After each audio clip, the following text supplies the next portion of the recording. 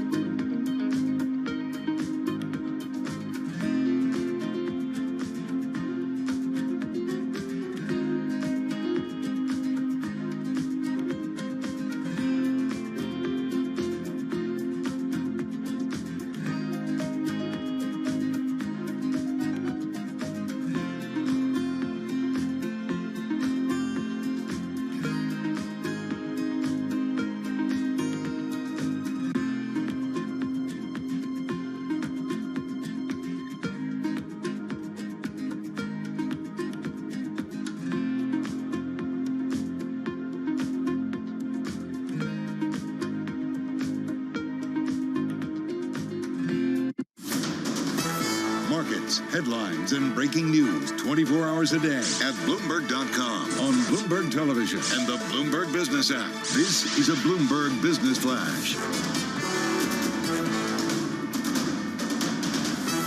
It's 12:21 on Wall Street. We do check markets all day long at Bloomberg. We have got the Dow, the S&P, NASDAQ all advancing. A 13-point gain right now for the S&P 500 index, up by about 0.4%.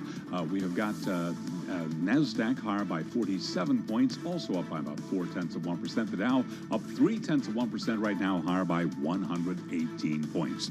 The stock market is trading well off session highs as traders bet that even if the Federal Reserve pauses its interest rate hikes in September, policy will likely remain tight to prevent a flare-up in inflation. Adal Zaman is a partner at Wall Street Alliance Group, and he was a guest this morning right here on Bloomberg Markets. We are of the school of thought that we think in the short term you're going to get a correction in the market because seasonally this is a weak period of the year. So on the equity side, we would be looking at opportunities on a pullback. The two parts of the market that we like over here is the high quality momentum areas and then the less loved stocks that haven't participated in the rally so far. Right now, we have got the Russell 2000 lower, giving up earlier gains, down by about 0.1%. 10-year yield, 4.01%, with a 2-year, 4.77%. Spot gold up $5 the ounce, higher by 0.3% to $19.20 the ounce. And West Texas Intermediate crude down 1.2%, $83.35 a barrel on WTI. Tapestry, the owner of brands including Coach and Kate Spade, has agreed to acquire Michael Kors' parent, Capri Holdings, in an $8.5 billion deal. Tapestry down now by 13.7%. Capri surging 56.4%. Again, recapping, stocks are higher with the S&P up 13, up 0.3%. I'm Charlie Pellet. That is a Bloomberg Business Flash. All right, Charlie Pellet, thank you so much. We appreciate that. Looking at ECO, and we got a lot of CPI data that we've got up there for today.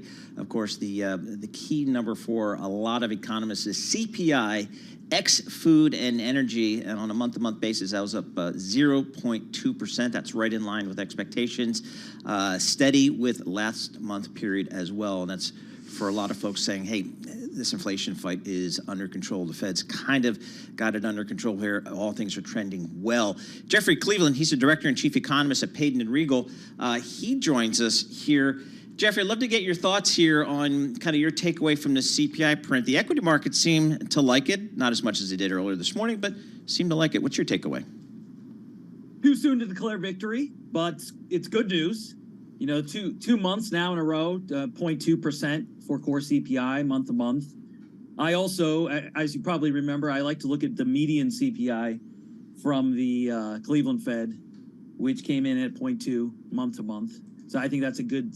I think that's a good sign that looks like the underlying pace of inflation has slowed into that 0.2% range. What's that annualized? Well, you know, that gets you right around to your 2%, a little bit higher on core CPI. If we maintain it, I guess the key thing for me would be, when do we get below 3%? If those month-to-month percent changes, we're going to do math here on Bloomberg Radio. When do we get below 3% on a year-on-year, a trailing 12-month basis? If we keep getting these 0.2s, I think that sometime in the first quarter of next year, which is good. Because I think the Fed wants to see a two handle. So 2.7, 2.8, 2. Something like that, a two handle. And then they'd be more comfortable saying, hey, yeah, we've done it. You know, the inflation is behaving, it's moving back towards target. Jeffrey, how can the Fed stay hawkish until then without raising rates? Because everybody seems to think they're done raising rates. Maybe there's one more live meeting in September, but it's too soon to speculate about that because we don't know the readings of the next two CPI reports. But what else can they do to stay hawkish besides raising the key rate? Well, I was going to say, I gave you the best case scenario here. So getting by Q1 below 3%, we need to see the current monthly readings continue. Now, is that likely to happen? I don't know. I think there's some items in this report that might surprise to the high side in the fall. And, you know, we could get a 0.3 or even a 0.4 or something like that. And then this story might change a little bit. So I would say keep that in mind. It would be the best case scenario if we saw below 3% by Q1. All right, so how can they stay hawkish? Well, they're just going to keep repeating kind of what they've said, which is that the Fed funds rate is elevated, that in real terms, conditions are tight, and that they don't need to be hiking to tighten. They just maintain restrictive policy, and that will have an impact. So that story they've been kind of telling. How about on the labor front here? We got another initial jobless claims, 248,000, a little bit higher than the expectation, higher than last month, but still a reasonable print there. Do you expect unemployment in this country to, I don't know, is it going to go meaningfully above 4 anytime soon? Not in our forecast. We think it's going to be below 4 through the end of the year. And, you know, this is the sort of soft landing scenario. The core CPI on a year-on-year basis has decelerated to 4.7 in today's report from 6.6, last fall. So that's great. And at the same time, the unemployment rate is lower, actually. It's 3.5%. So we haven't seen a rise in the unemployment, but inflation has decelerated. This is a great scenario for everyone, for the Fed, I think for investors. for the average consumer.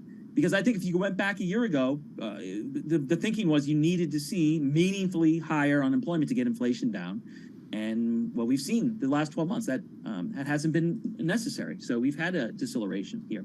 So, everything we're seeing on the labor market front looks pretty solid. So we think the unemployment rate will stay low through the end of the year at least. Do you ever go back? I mean, you're a young guy, Jeffrey, but do you ever look back at thank you, economists from 2007, 2008, even Ben Bernanke saying, you know what, I think we can get kind of a soft landing here. And that didn't happen.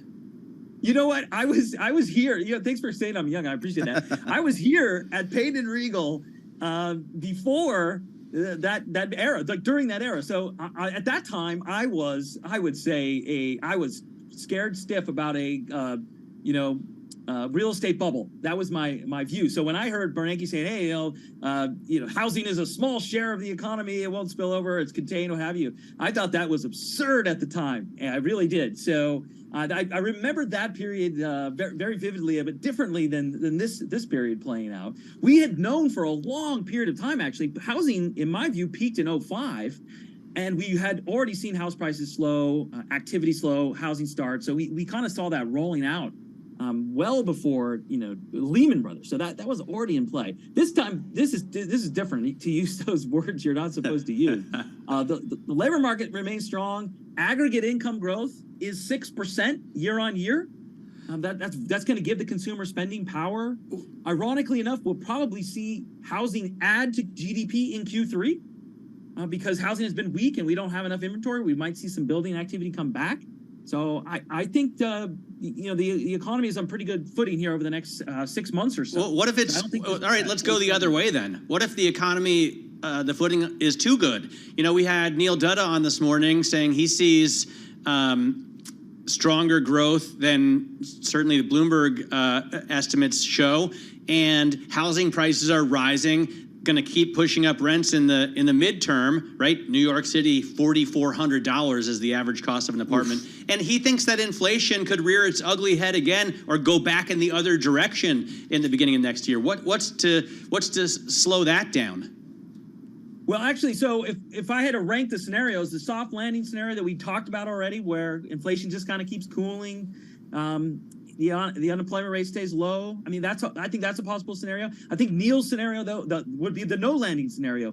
GDP accelerates, and you can make a case for that right now. In Q3, we're seeing 3 to 4% growth right now for the quarter. That's great. You can see inflation accelerate maybe later in the fall. After the Fed skips September, then inflation comes back. I think that's a possible scenario. That'd be my second most likely scenario playing out. What would that do? I mean, then the Fed might, in that situation, have to do more. That probably isn't great for the equity market, but I still don't think that's a bad scenario. It's not the 2006, 2007 Ben Bernanke and subprime is contained scenario. It's a great scenario. Continued growth, low unemployment, a little bit more inflation than I would like, but hey, it's not bad. That would not be a bad scenario. Hey, Jeffrey, you're based in Los Angeles. How is the economy in Southern California these days? Well, California unemployment rate is one area that is up. So if you look at it nationwide, I said it's 3.5. California unemployment rate is up about 0.5 percentage point. So we felt more of the direct weakness in the last 12 to 18 months with tech. I think that's been a big factor. And then more recently, a lot of chatter here in Los Angeles is about the strikes and the strike situation. So when I look at that, I just see, I understand why people are striking, especially because of inflation. Inflation has been high, and in some areas, wages are not keeping up with that. So I understand that sort of impetus behind that. It makes sense to me. Hey, is it too hot to swim? Well, it has been very hot here. We've been pushing 100 degrees here. I've done a couple ocean swims, though, if you're asking. Last 2 weekends, we had a 2-mile ocean swim in Manhattan Beach, and before that one in Newport Beach. So I've been keeping active. What was the water temp? I was in the Med off the coast of Valencia, and it was 90 degrees in that water. Well, I would like to have been on that vacation. No, it's about 7. It was probably about 70 degrees. It's which is warm for Southern California. but not Caribbean or Mediterranean levels, I guess. I prefer 70 to 90 any day. Yeah, well, in the come on ocean. down to the Jersey pad. Yeah. Jeffrey Cleveland, Director and Chief Economist of Payton Regal, joining us. We appreciate getting some of his thoughts on a good inflation print here today for a lot of observers in this marketplace, presumably giving the Fed an opportunity to pause here, maybe even, maybe that's kind of all we need at the moment. Right now, let's head down to Washington, D.C. We'll get world and national news with Nancy Lyons. Thanks, Paul. The death toll on the Hawaiian island of Maui has now reached 36, and officials expect it to go up. The island has been devastated by a fast-moving wildfire that was fueled by drought conditions and strong winds from a hurricane that's hundreds of miles away. Governor Josh Green is touring the damage today and making phone calls. I've been in contact with the White House, and they will be providing very significant resources for our state when the rebuilding time comes. For now, please be loving and supportive of your neighbors if they have needs, wherever they are in the state. Green says much of Lahaina on Maui has been destroyed. Donald Trump's personal aide and co-defendant in the classified documents case has pleaded not guilty to a new round of charges, accusing him of conspiring with the former president to obstruct government efforts to retrieve documents. And the newest defendant in that case, Carlos de Oliveira, requested a delay today because he's still looking for an attorney licensed to practice in Florida. CNN is reporting his next court date will be August 15th.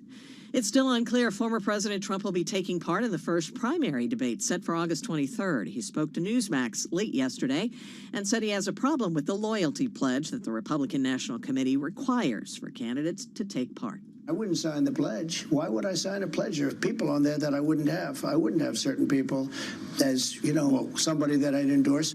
Some of Trump's aides are looking at alternative options if Trump does not participate in the debate, like doing an interview with former Fox News host Tucker Carlson, who now has a program on X, what used to be Twitter. The ongoing strikes in Hollywood by film and TV actors and screenwriters mean the 75th Emmy Awards will not be held in September, but in January. Fox announced today the Emmys will air January 15th from the Peacock Theater in Los Angeles. Global news 24 hours a day, powered by more than 2,700 journalists and analysts in over 120 countries. I'm Nancy Lyons.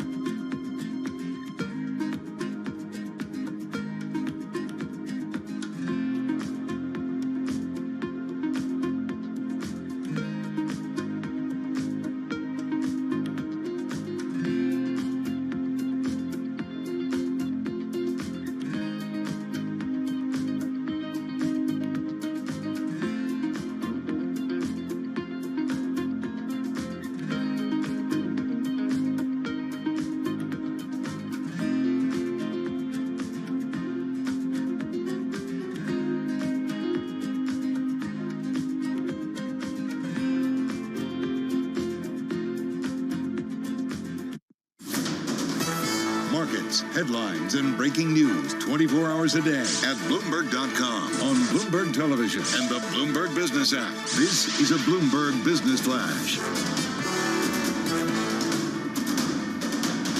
It's 12:40 on Wall Street. We do check markets all day long at Bloomberg. We have got the Dow, the S&P, and NASDAQ all remaining in the green. CPI Thursday with the S&P up 17 now, up by about 0.4%. The Dow up 156, also up 0.4%. NASDAQ, the composite index, up 66 points. That is a gain of 0.5%. Stock market, though, trading well off session highs. Traders betting that even if the Fed pauses its interest rate hikes in September, policy will likely remain tight to prevent a flare-up in inflation. 10-year yield 4.01%, with the 2-year 4.77%. Spot gold up $6.50 the ounce to $19.20, up by about 0.3%. A retreat today for West Texas Intermediate crude oil down 1%, 83.57 for a barrel of WTI. The core consumer price index, which excludes often volatile food and energy costs, rose 0.2% for a second month. Reaction to the report from Lydia Bassour, senior economist at EY Pantheon, who was a guest this morning right here on Bloomberg Markets. If we dig a little deeper in the component, we are seeing that disinflation in used car prices, which declined in July, and we think that there is more downward pressure coming. And on the housing front, we have also seen a turn in housing inflation, and we're starting to see also some gradual disinflation. So overall, I think it's one more step in the right direction when it comes to inflation. And you can hear more of that conversation on the Bloomberg Tape podcast. You can download it wherever you get your podcast. Disney shares higher after management of the world's largest entertainment company said capital spending and outlays for movies and TV shows are coming in lower than projected. Right now, shares of the Walt Disney Company are up by 4%. Recapping, S&P up 15, a gain of 0.4%. I'm Charlie Pelleton. That is a Bloomberg Business Flash. All right, Charlie Pelleton, thank you so much. We appreciate that. Matt Miller, Paul Sweeney here in the Bloomberg Interactive Broker Studio. We are streaming live on YouTube. Just head over to YouTube and search Bloomberg Global News. Or you can just go Bloomberg Radio now, Yes. I believe. It's even simpler Oh, to we say just Bloomberg learned Radio. this. Just search for Bloomberg Radio. Okay, that's easy. Yeah. All right, then you can find that. All right, we can do it. Anyway, as Charlie was just reporting, Disney reported some numbers after the close. Stocks up 4%. Lots of cross currents there, reflecting a lot of cross currents in the media industry as this industry tries to shift from a traditional model, which was based upon lots and lots of people paying the cable companies and satellite companies a lot of money every month, to one now everybody's streaming. And what does that do to the economics? Ian Whitaker joins us. He's a managing director and owner at Liberty Sky Advisors. He's based in London, England, one of the smarter folks I talk to about the global media business. Ian, thanks so much for joining us here. First, what'd you make from Disney's results last night, and can you extrapolate that out to just kind of how the global media industry is evolving? Yeah, no, it's a very interesting one, and what would say, well, first of all, in terms of extrapolation, as you say, there's a lot more focus now on cost control and efficiencies. So, and this accompanied the rise in interest rates that we saw. The market shifted from strategies that were based on growth to ones that essentially emphasized with cost control as well. And that very much was the story that came across from Disney. When you look at the management remarks, very much focusing on what they had done about reducing capex, what they've done about cost control, been more ahead of expectations. There is a flip side to that, though, which is if you are going to focus more on that side, then what it does mean is that you're essentially saying the growth, the future growth potential, is probably lower than you expected.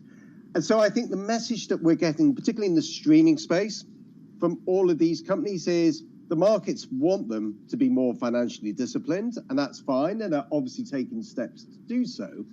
But really the underlying message that is coming through is that we think the potential future growth within the market is far less than we anticipated several years ago. And again, you can see that in some of Disney's comments. They were talking about that not all markets will be equal for streaming. Their comments on Hotstar in India are essentially saying we dropped 24% year on year in terms of subscriber numbers, but essentially don't worry because it doesn't have that much impact on the financials. Such a statement probably would never have been made 18 months ago. Now, I think that has some very interesting implications when it comes to valuations, because maybe not so much for a Disney, although it's part in there simply because it's a constituent part of different entities. But if you take stocks like Netflix, for example, probably the valuations where they are at the moment still very much reflect a consensual view that they are still long-term growth stories, and probably long-term high growth stories. I would question whether that's the case for many of these players. What do you think about the profitability of streaming services? Paul was talking to the head of SAG-AFTRA, I think last week or 2 weeks ago, and she was saying these streaming services make $30 billion a year in profit. They want their take. Do they actually make that much money? No, I have absolutely no idea where she actually got that number from, because that just does not make sense. I mean, if you look through the results from these companies, the main streaming companies globally, yes, Netflix has an operating profit, but people like Disney are still making losses. Obviously, Peacock, several $1 billion losses this year as well. Warner Brothers, yes, again, has brought down the amount of losses, but nobody is near profitability yet.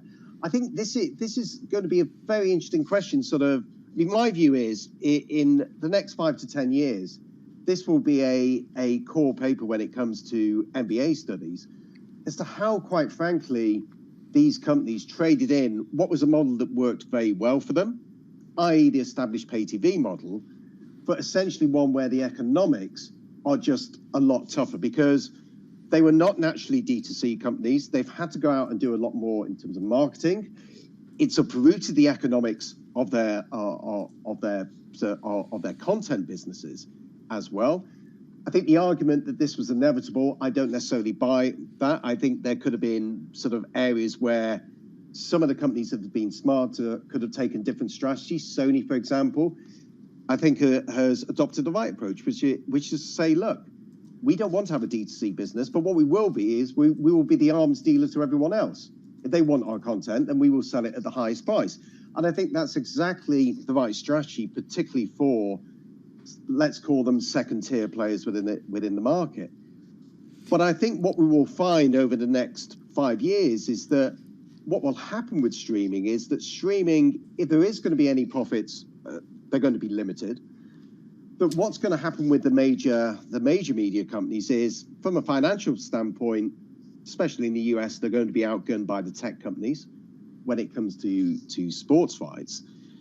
And I think also as well, what I suspect we will then start to see is sort of a reversion back to the idea that streaming isn't the central focus of everything. I think, again, this is what you've seen from Warner's, talking about that the streaming tail should not wag the corporate dog. Well, Ian, I mean, then that kind of goes to the question of, are these stocks even investable here in the process while this industry is trying to figure out how to generate better profits and better returns? It almost seems like you can't invest in this space in general outside of Netflix.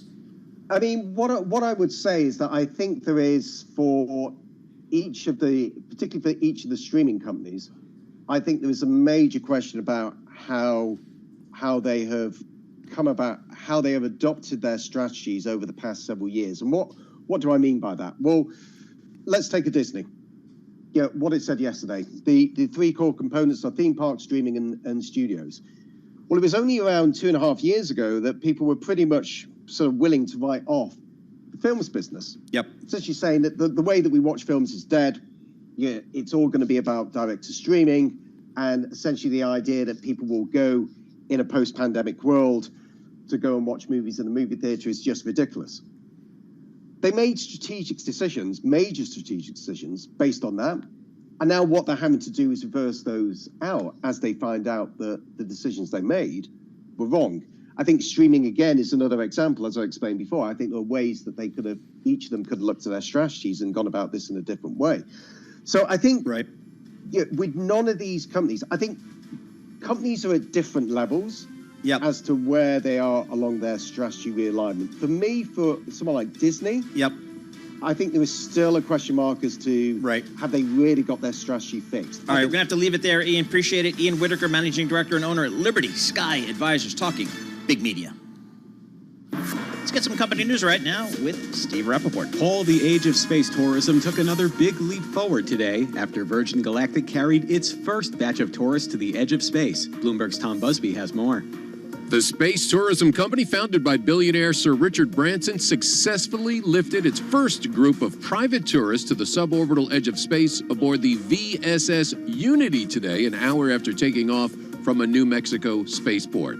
Now Virgin Galactic can begin scheduling more flights and begin to clear out a backlog of 800 people who have already paid upwards of $200,000 for a chance to ride to space. Tom Busby, Bloomberg Radio.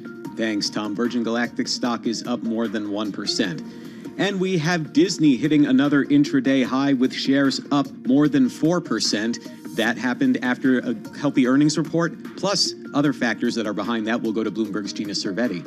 The company said capital spending and outlays for movies and TV shows are coming in lower than projected. Some of that was due to the writers' strike, but Disney has also been on an aggressive cost-cutting push that's included job cuts. Streaming is still losing money, but less than it was a year ago, and the theme parks business was strong. Disney is raising prices on its ad-free streaming options, Disney Plus and Hulu, by as much as 27%. It also plans to start cracking down on password sharing, as Netflix has done. Gina, more on the writers and actors strikes. It turns out they have not paralyzed the industry, with studios reporting stronger than expected profits. The companies want actors and writers back on set, but they're reaping a big benefit in the short term. No production means no expenses. I'm Steve Rappaport, and this is Bloomberg.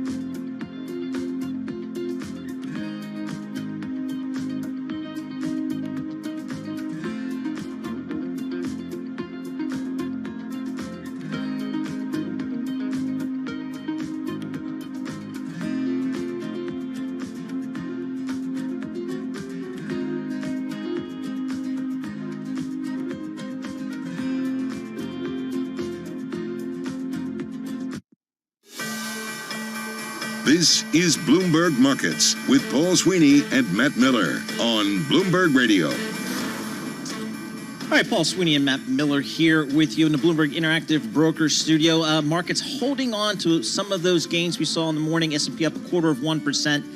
NASDAQ up 0.33%. Looking at the yield front, yields pretty steady. 10-year Treasury up just 1 basis point, 4.01% on your 10-year. Over in the commodities space, we have oil pulling back just a little bit, off about 1.3% today, off of the strong run it's had over the last 6 weeks. WTI crude oil now $83.29. So we will keep an eye on that. Right now, let's head down to Washington, D.C. We'll get world and national news, and we'll do that with Nancy Lyons. Thanks, Paul. At least 36 people are dead as wildfires continue to sweep across the Hawaiian island of Maui. Entire blocks of homes and businesses in historically Haina town have gone up in smoke, where fires fueled by wind from a Pacific hurricane are now concentrated. President Biden is sending the military to help with those fires. Well, President Biden is also looking for more money for the Defense Department and for Ukraine. We get more on that from Bloomberg's Amy Morris. Sources tell Bloomberg the supplemental request would include about $12 billion for disaster relief and $13 billion for defense funds, including assistance for Ukraine. The emergency funds would not be subject to budget caps. The supplemental funding request sets up a possible showdown with Republicans who do not support more aid for Ukraine, as lawmakers prepare to hammer out a budget before the September deadline. In Washington, I'm Amy Morris, Bloomberg Radio. The FBI is on its way to Ecuador to help investigate the assassination of a leading presidential candidate there, Fernando Villavicencio. Bloomberg's Bill Ferry has more on why he may be a target. Villavicencio has a long history as a journalist going after corruption in Ecuador, particularly during the 2007 to 17 era of President Rafael Correa. He was often on the run, hiding at that time. Bloomberg's Bill Ferry reports one suspect was killed, 6 others arrested in a shootout after the attack. Ecuador's election is just 10 days away, and the outgoing president has declared a 60-day state of emergency. Troops have been deployed across Ecuador to enforce a state of emergency. 5 Americans who'd been detained in Iran have been released from prison and are now under house arrest. That's according to a U.S.-based attorney for one of the detained individuals. The New York Times is reporting in return, Tehran is gaining access to $6 billion for humanitarian aid. Global news 24 hours a day, powered by more than 2,700 journalists and analysts in over 120 countries. I'm Nancy Lyons. Now back to you, Paul and Matt. All right, Nancy, thank you so much. We appreciate that. In the world of golf, here's an interesting story from Dow Jones. With the golf world divided over sensitive politics and unfathomable sums of money, one of the world's best golfers raised a more pressing issue here this week at TPC Southwind, where this week's FedEx Cup playoff event will begin on Thursday. Are there enough places for Jon Rahm to relieve himself when nature calls? Quote, I can't tell you right now. My priorities are a lot lower than what a lot of people would think, said Rahm, who earlier this year was ranked #1 in the world. I know this is going to sound very stupid, but it's as simple as having a freaking porta potty on every hole. Professional golf is in a strange place these days. The PGA Tour and LIV Golf's Saudi backers recently agreed to join forces in a bid to stitch the sport back together. Jay Monahan, the tour's commissioner, recently reemerged after an anxiety-induced medical absence he took shortly after the deal was announced. And somehow the sport that is flush with cash is now flush with talk about bathrooms. So we'll have to see how that plays out for the pro golfers on tour. Again, the PGA Tour is in Memphis as they begin the hunt for the FedEx Cup, which is another big money maker for the pro golfers. Looking at these markets here, really no change, kind of giving back some of the gains we had earlier. We had almost a 1% move higher in the S&P 500 earlier today. Now pretty much unchanged on the day. The Dow Jones Industrials up 0.1%. The NASDAQ up also about 0.1%. The NASDAQ 100, a little bit more of a focus group, that's up 0.25% here. So, and looking at the yields, 10-year Treasury pretty much unchanged as well, 4.01% on your 10-year. Sound on with Jack Fitzpatrick. That starts right now.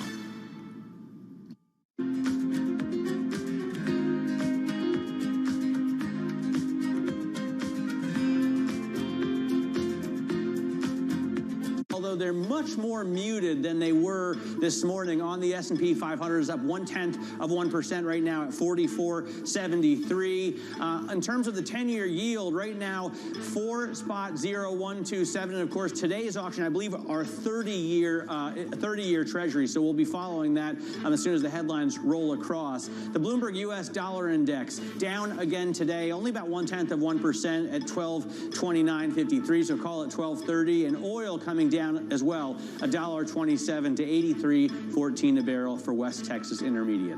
Now, when it comes to that inflation data that we saw this morning, BlackRock's Jean Bovin gave his take on the news. Very serious progress on inflation for now. I think that that cannot be ignored. But I would say, taking a step back, and this is what we're going to need to deal with over the next few months, is that we've been of the view this is going to be a roller coaster.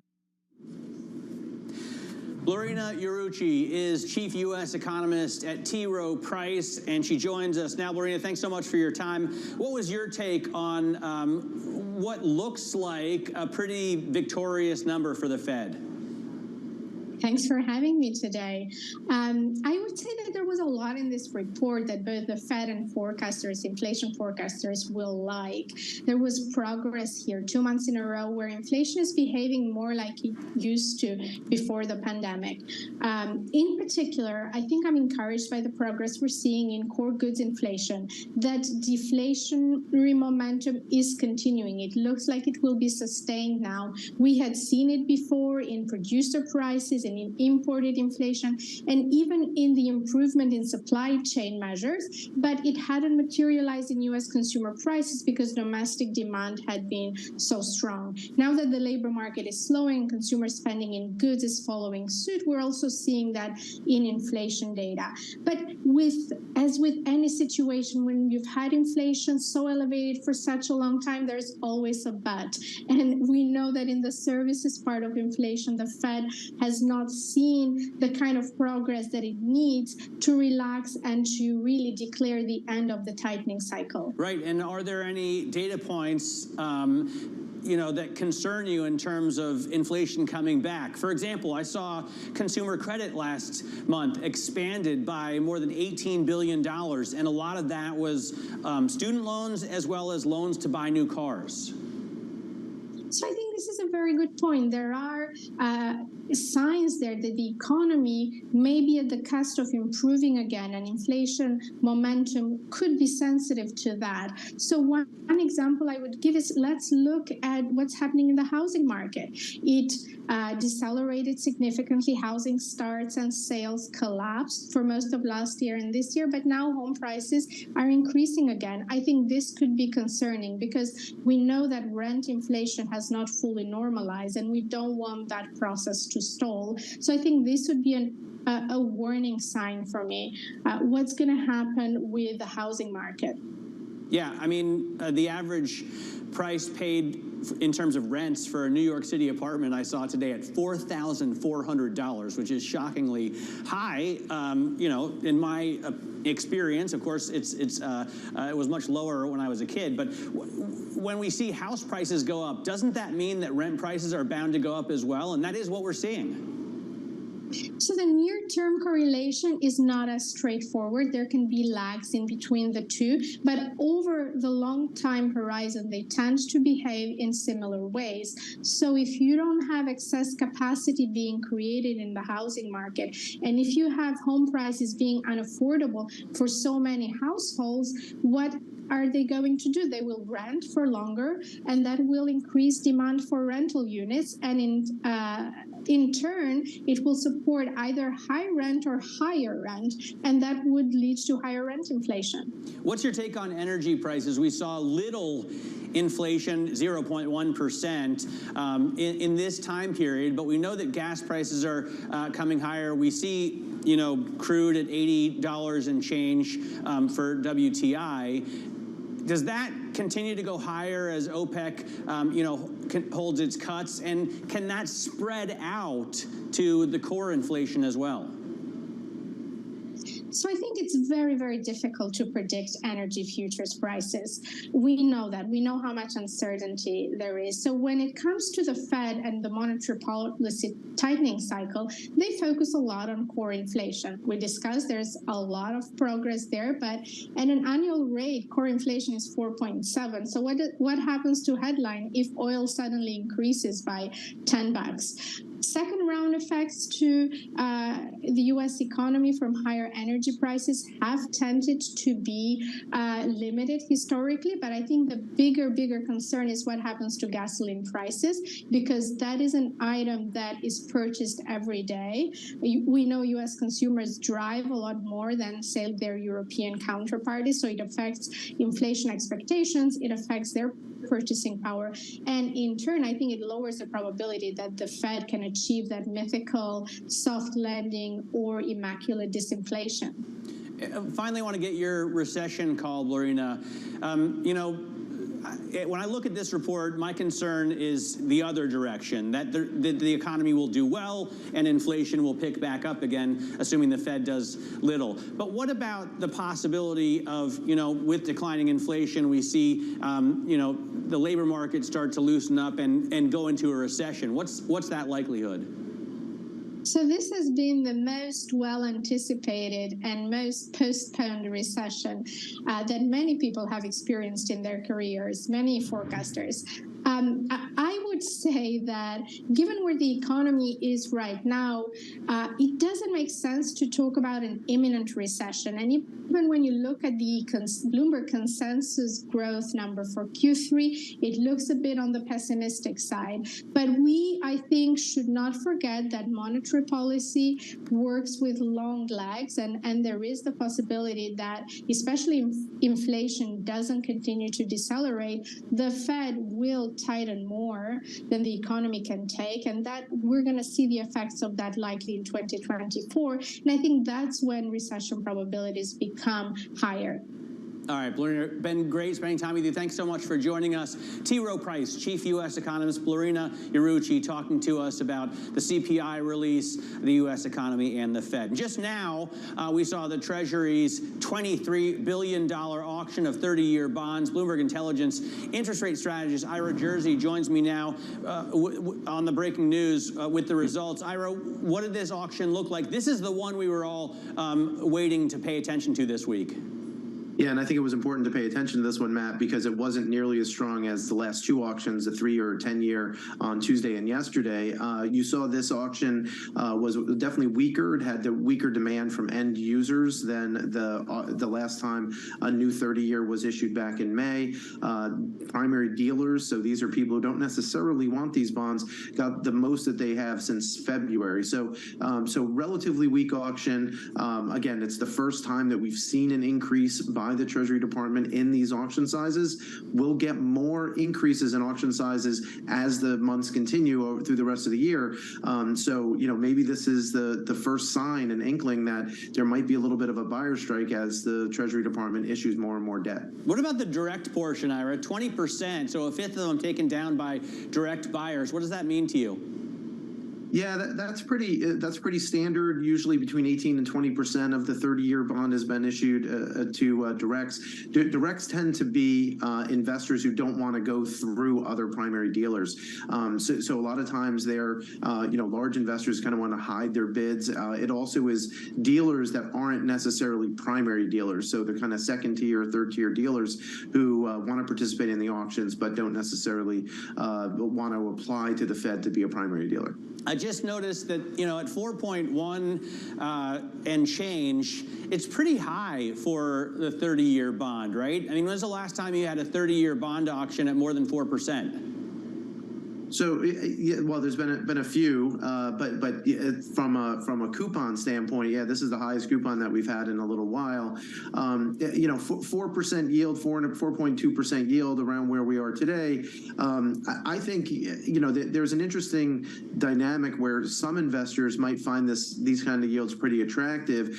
So if you're an insurance company or pension fund, you want to lock in a 4.25 type of yield today because you don't know when the next time you're going to see that is, and you have these long liabilities that you're trying to fund. So, yeah, it's I can't say it's particularly attractive, especially when you have 2-year yields up at 4 3/4%. But it is relative to recent history.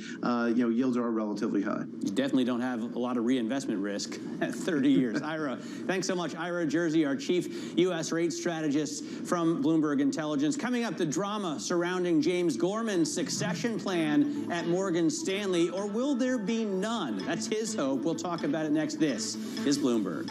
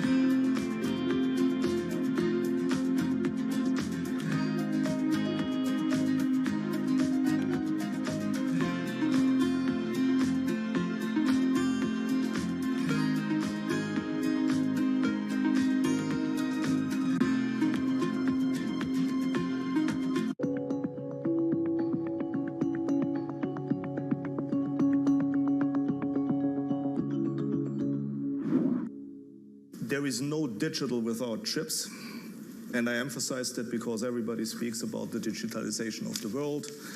And I would even go a step further. There is no Green Deal without chips. So yes, it's a bit like the new oil for the world. And given some of these geopolitical tensions, especially between the US and China, it's become a necessity, I believe, to be more resilient against these geopolitical tensions. And while finding it out the hard way through the past 2 years during the pandemic, and what I mean with the hard way is that we've all seen how key industries in Europe and the US, especially in the industrial, medical, and automotive sectors, have suffered from a shortage of semiconductors. From the world of politics to the world of business, every weekday at 5 p.m. Eastern Time, hosts Anne-Marie Hordern and Joe Matthew alongside Kaylee Lines deliver news, insight, and analysis live from Bloomberg's Washington headquarters. Get the latest from and about politics' biggest power players at the end of every trading day. Balance of Power, every weekday at 5 p.m. Eastern Time, only on Bloomberg, your global business authority.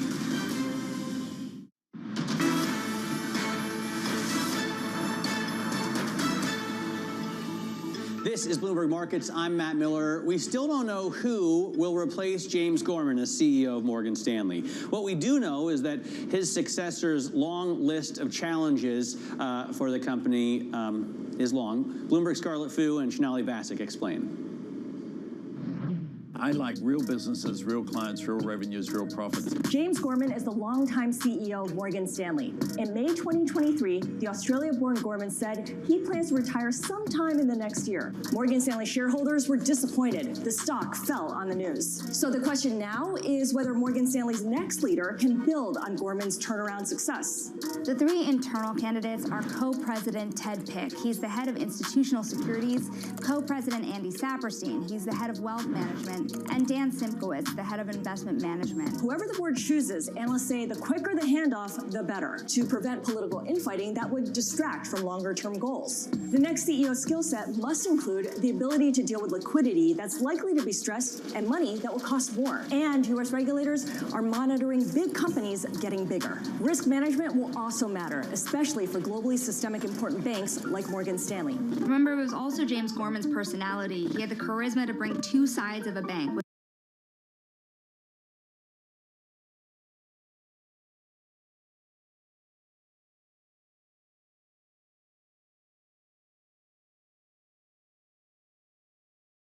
He's the profit, so they're seen as the front runners. They're also co-presidents and work very well together, reportedly. So it's going to be a toss-up between them. Dan Simkowitz is more of a third candidate option. He oversees a part of the bank that contributes about 10% of revenue. but he's seen as a very polished leader. So that's where things stand. We know that James Gorman has made it clear that he wants a drama-free succession. Reportedly, he had presented the board a succession plan just 3 weeks when after he was named CEO in 2010. Yeah, and I mean, how is he going to achieve this bloodless transition? Also, is there bad history? Was the transition particularly rough before? About 20 years ago, Phil Purcell was the CEO of Morgan Stanley, and he was ousted by a group of former Morgan Stanley alums or former Morgan Stanley bankers. And he came over from Dean Witter, so he was kind of the guy that represented the Main Street brokers. And of course, when Dean Witter and Morgan Stanley merged, you had Main Street brokers and Wall Street bankers, and there was a bit of a culture clash. He was also a former management consultant at McKinsey, so that did raise some concerns when James Gorman was first floated as a CEO that, oh wait, a management consultant has come in here before in the past and it didn't work out so great. Of course, James Gorman's a different story as it turns out. And the stock has done incredibly well. Morgan Stanley's been very successful. You'd think that would be one way to solve the problem, just throw money at the people who don't get the job, right?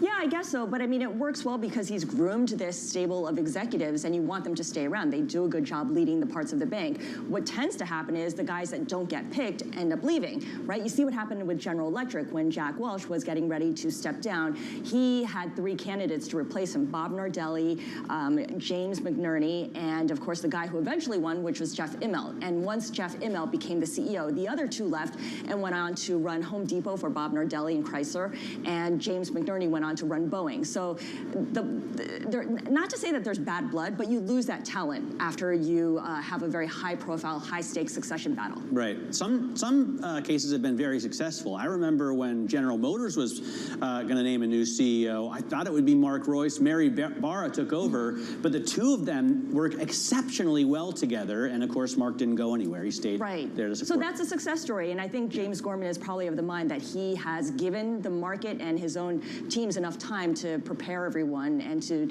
create this very smooth transition. You also think about at another investment bank, Morgan Stanley's rival, Goldman Sachs, what happened there. David Solomon and Harvey Schwartz were the 2 competing candidates to succeed Lloyd Blankfein. And by the way, they all look alike, right? Because they look kind of like you. You think I could be a Wall Street executive? You could, yeah. Just because I'm a bald white man in my 50s? Well, not quite 50, but I'm getting there. Not quite 50. But in any case, David Solomon won, and Harvey Schwartz ended up leaving. He now runs Carlyle. So you have this, not tradition, but you have this history of people who don't get the top jobs leaving for other places. Of course, of course. It'll be interesting to see how it works out. Yeah. Great package. Congratulations to you and Shanali for that Scarlet Fu. You can catch Scarlet on the close later today and pretty much every day. Now let's get to another story catching everyone's attention on the terminal today. Virgin Galactic carried its first private tourist to the edge of space, a long-awaited milestone for the firm. Bloomberg Technologies' Ed Ludlow, our space correspondent, joins us now, also anchor of Bloomberg Tech. Ed, I thought this was such a cool story, mainly because a couple of space junkies from the Caribbean got free tickets in a raffle. Yeah, this is one of those stories where it's like, finally, we got here. You know, Virgin Galactic founded 2004, and at that time they were saying by 2007 they would be taking tourists into space. What today's mission was the 7th time that Virgin Galactic, with its pretty unique tech, right, its unique launch system, has taken humans beyond 50 miles above Earth's atmosphere. We can get into it later, but there's a debate over the official boundary of space. And as you point out, it was the first commercial trip for a tourist. One of the passengers, John Goodwin, is an 80-year-old former Olympian with Parkinson's. He's actually the 2nd person with Parkinson's going to space. The other 2, Keisha Shahaf and Anastasia Meyers, are a mother-daughter duo who won the tickets in a charity draw. You know, they're from the Caribbean, from Antigua. It's a beautiful story, but my goodness, has it taken a long time to get here. Yeah, and I mean, I don't think it really matters, the debate over is this space or not. You go up there and it's a cool trip. It's different than going into orbit, but it's still pretty awesome. Is it the kind of thing that we're going to start seeing a lot more of, Ed? So I was talking to Lauren Grush, our Bloomberg News space reporter, about this morning. The target cadence from Virgin Galactic is monthly launch. So this is the first time they've taken tourists to space. Last month they did a mission for the Italian Space Agency, aka the Italian job.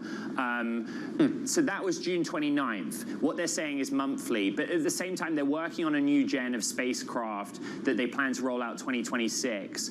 By the way, you know, for the audience, this was one of those companies that went public via SPAC, right? Right. And, you know, they raised a ton of cash, but they burned through it.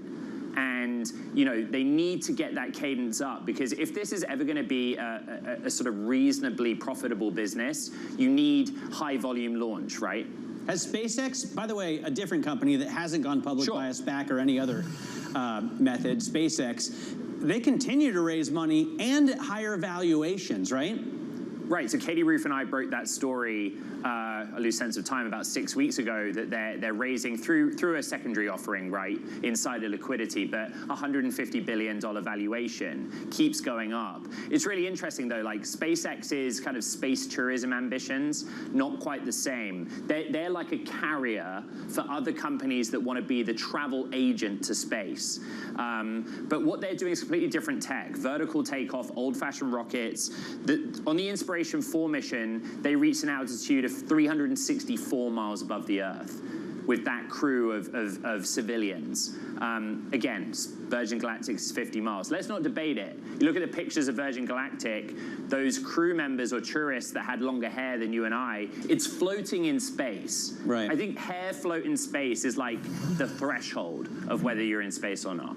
Well, they definitely escaped gravity for a little bit, so that must have been awesome for them. And I love to see these pictures, and it's so cool to see this industry moving forward. Also awesome that we have Katie Roof on our team.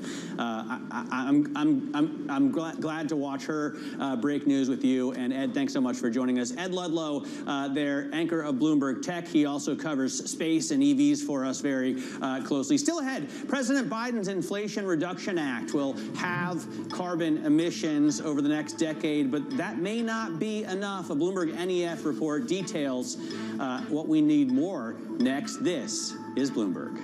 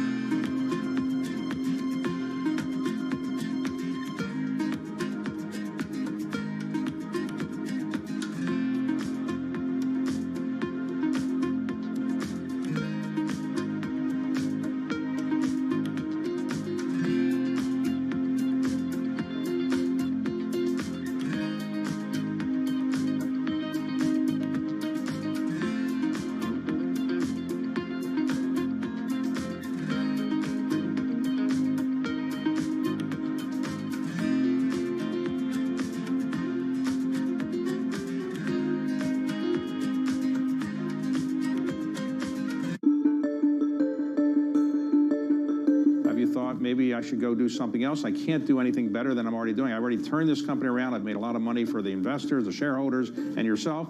Are you happy doing this? You're going to do this for the foreseeable future? I'm going to do it for the foreseeable future. I love what I do, and the reality is we've accomplished a lot. As you described, we've made Blackstone a lot of money. We made our shareholders a lot of money. More importantly, we've grown the business, and we've been a huge engine of opportunity. If you think about all the jobs we've created around the world, all the communities we've made better places, all the ownership groups who we've helped grow their business, and having built a world-class culture, the opportunities we've created for upward mobility for people. And this business, I would still say, is like a coiled spring coming out of COVID particularly. So I feel like we just have more to do. My job's far from done.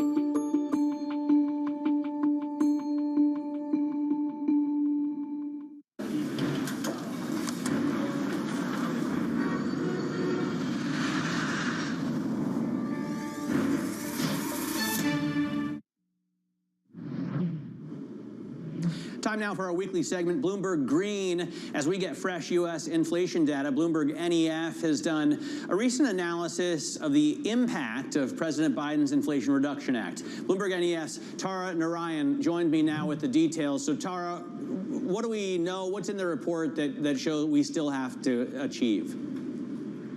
Well, there's actually quite a lot left to achieve. If you want to think about what the impact of the U.S. Inflation Reduction Act has been, it's kind of like asking the question, are you a glass half full or a glass half empty kind of person? Because compared to 2021 levels, the bill helps us lower about half of U.S. energy sector emissions by 2050, so about 55%, which is great. That's a lot of progress because of the bill. But there's also about half of U.S. emissions that still need to be offset.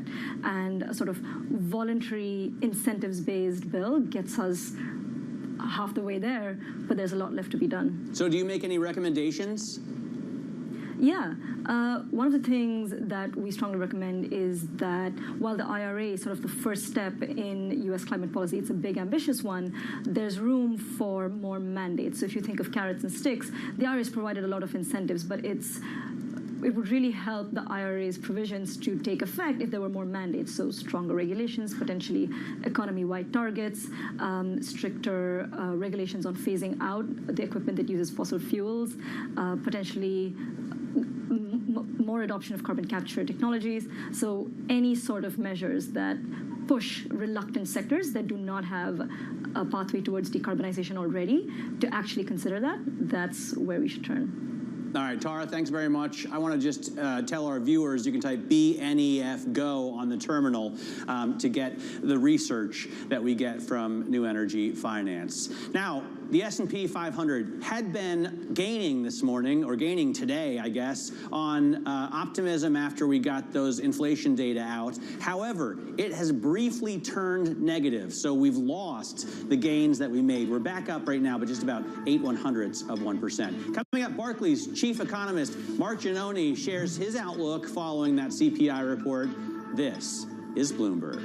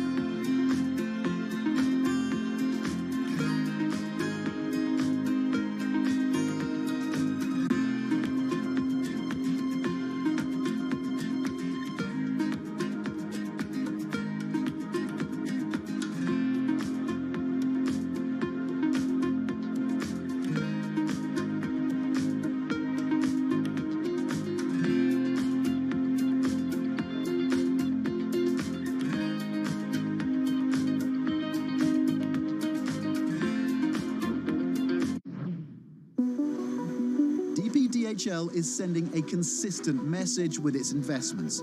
The company spent 123 million euros to upgrade its logistics centre at the Cologne Bonn airport, designing it around key strategic goals. What I love about this building is it actually shows the big mega trends which formed our strategy 2025, which was inaugurated in 2019 when this building opened. So globalization, connecting the world. E-commerce, we have a lot of sortation facilities here for smaller e-commerce shipments. Sustainability, it's a very sustainable building with solar panels on the roof and everything. And digitalization, and well, you can obviously see that it is quite automated. How did the team pitch this investment to you initially, and how hard was it as a sell for them? How quickly did you turn around and say, yes, this is worth 123 million euros? Of course, you always have to make sure that you have the right capacity for the growth in the network. And at that time, they came and said, hey, we will really see a strong growth in e-commerce volumes on top of the regular B2B growth. We need more sorting capacity. We need this building. And of course, there are always debates. Does it really have to cost 123 million euros and so on? But fortunately, they convinced us, because then with COVID and the volume surge, we urgently needed the capacity.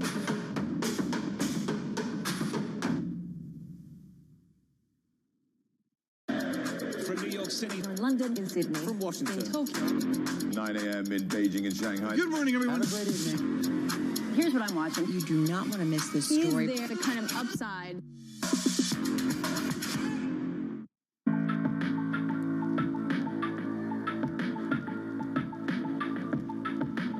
This is Bloomberg.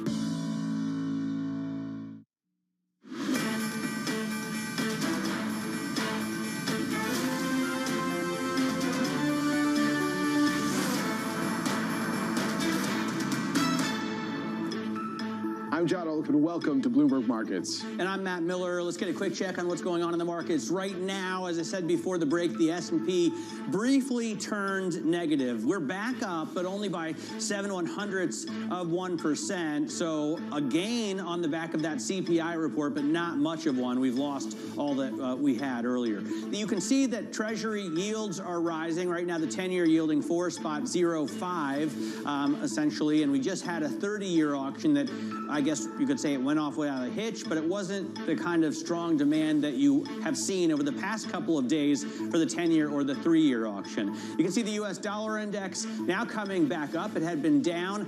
It's only gaining 0.03%, but at 1231.30, it's at a pretty strong level relative to what we've seen over the past few weeks. And NYMEX crude losing $1.27 a barrel right now. WTI trading at $83.14. John, what stocks are you watching?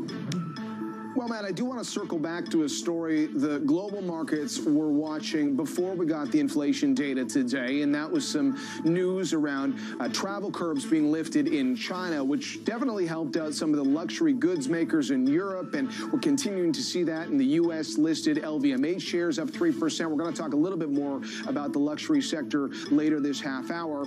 You also had Wynn Resorts, which obviously has that key Macau operation, chugging along with their exposure in Las Vegas, so some well-received financial results there. Within the Dow, we still have Disney at the top of the leaderboard on this Thursday with a gain of more than 4% at this hour after those quarterly results last night. It's true there's still some top-line challenges, but some of the bottom-line improvements have been well-received on Wall Street. And Wall Street is giving a thumbs up to Alibaba right now, Matt. Certainly the e-commerce giant, which has been trying to win over investors again, showing some signs of that with their latest quarterly results. All right, so you're wrapping up some of the stock movement that we see. I want to get back to the macroeconomic data, more on the U.S. inflation report that we got this morning. We caught up with Neil Dutta on surveillance today. He says the Fed and some economists might be celebrating a little bit too soon. I think the economy is growing above trend. I don't think the Fed has done enough. And I think the Fed is kind of enamored with this soft landing view. They're almost wish casting this outlook. And I do think that there is a risk that the Fed is kind of patting itself on the back by the end of the year, only to watch inflation potentially turn back up, sometime next year. Okay, let's get some reaction to that. Anna Wong, chief U.S. economist for the Bloomberg Economics team, joining us. I mean, I was looking at your note this morning in reaction to the CPI data, and it did seem like you're in the camp that would believe there's enough of an inflation trend here that would justify, at the very least, being on hold essentially in September. Is that a fair assessment? That is a fair assessment. I think that the soft landing versus hard landing camp debate out there might be simplifying the variety of views out there. Our view is that, yes, we do expect a recession to unfold before the end of the year, and that is precisely why we think that there is a strong disinflationary impulse in core inflation in the rest of the year. However, we do see that there's a lot of potential adverse supply shocks coming in the fall. Gasoline price increase is going to cause the October CPI headline to be pretty ugly. And also extreme weather in the fall could also further worsen food prices.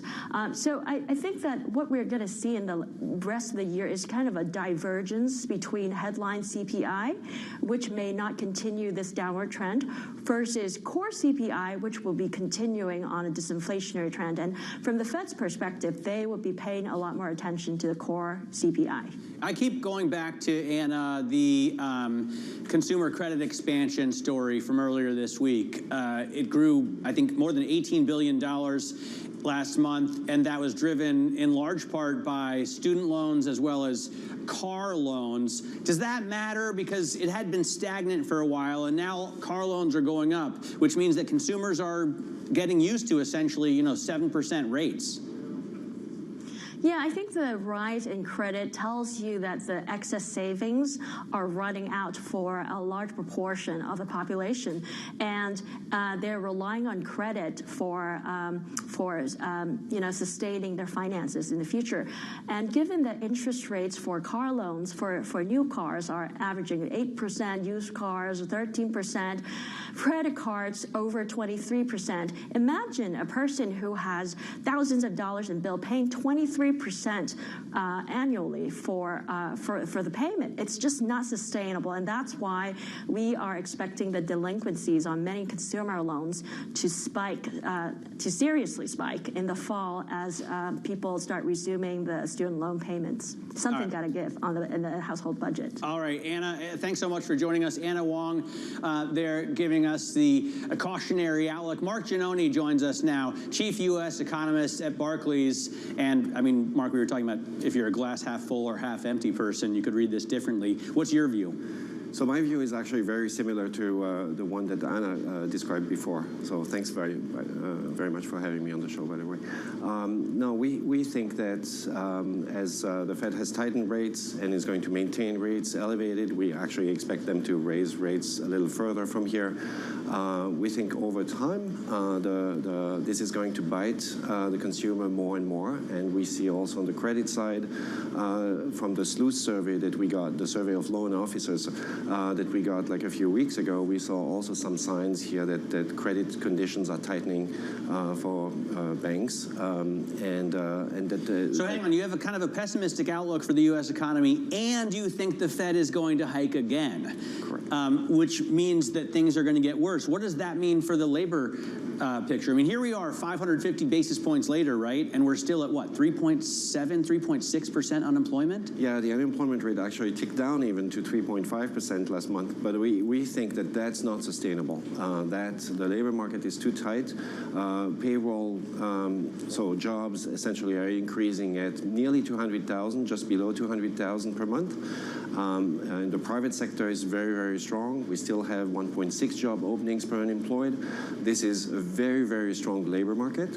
And I think each month we see this labor market generating a lot of income. That income keeps fueling consumption, and the consumer turns around, buys all sorts of goods and services. I think this is going to maintain some upward price pressure. And so the Fed wants to slow that down, and therefore we think they're going to hike one more time in November. So, Mark, against that backdrop, what kind of economic landscape do you see playing out in the United States heading into 2024? I mean, at a time when Jay Powell recently said his own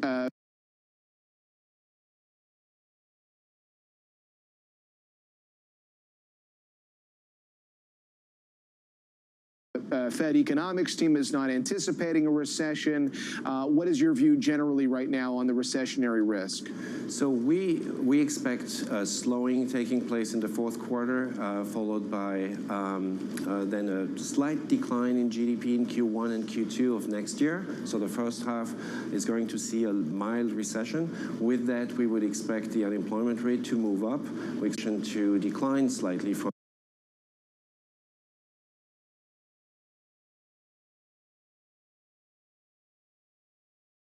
determining factor from the Fed on rate policy once people start seeing more signs, if we see more signs that would indicate that we're in a recession? So here's the thing. I think the Fed wants to slow down the economy. And it's not going to cut rates as soon as it sees the unemployment rate move up a little bit or the economy slow down. The Fed is very much focused on bringing inflation back to 2% over time. It doesn't need to bring it down at the end of this year or the end of next year, but it really wants to bring it down over the next couple of years, close to 2% again. And for that, it's going to find all the good news we've seen on the inflation side pretty suspicious. It will want to see a slowdown in the labor market in order to be confident that inflation is, in fact, on track back to 2%. Are you worried at all that it will come back up? I mean, this was the great fear that Powell seemed to have earlier this year, right? The sort of Arthur Burns experience that he doesn't want to repeat. Now he keeps saying soft landing, and although he indicated that September is a live meeting, everyone is consensus. I mean, it's great that you're out of consensus, but it's consensus that they're done. Right, and I think that they've really welcomed the news that we've had on the inflation. Now, we had two great prints on inflation, both in June and in July. They will take that as input. But the way they think, I think, really relies on seeing a slowing in demand in order to become confident that inflation is going to come down. So I think the narrative of a soft landing, of course, is taking hold. There's a lot of optimism out there that the economy is going to slow without, a bumpy landing. But I do think that chances are that as they maintain a very tight policy for a long time, and in fact maybe hike a little more in November, as I mentioned, I think there's a good chance that the economy is going to slow down a little more than what most people expect. Mark, real quickly before we let you go, we're watching what's happening in the oil market as well. A lot of people looking at the potential inflationary factor from gas prices in the next few months, and you've got fresh geopolitical concerns playing out with the Russia-Ukraine battle. I wonder how that maybe complicates this story as well. Right. No, I do think that there are a number of sources of price pressures out there. So you mentioned the energy prices, the geopolitical issues as well. So that should weigh on the headline inflation. I think the Fed is going to focus more on the core side. And I think on the core side, excluding energy and food prices, I think we will have a little more firming as well on the services side in particular. We've had great prints now in airline fares, hotel prices coming down, and used car prices coming down, all contributing to the low inflation prints we've had in the last couple of months. We don't think that that's going to be repeated at the same pace going forward. So we expect to see also some firming on domestic services prices once you abstract from energy and also housing prices. Mark, thanks so much for coming in. Really appreciate you being in the studio. Mark Giannone is Chief U.S. Economist at Barclays. Coming up, the parent company of Coach is one of the worst performers in the S&P 500 today after planning to buy the parent company of Michael Kors. The latter, of course, doing well. More on that ahead. This is Bloomberg.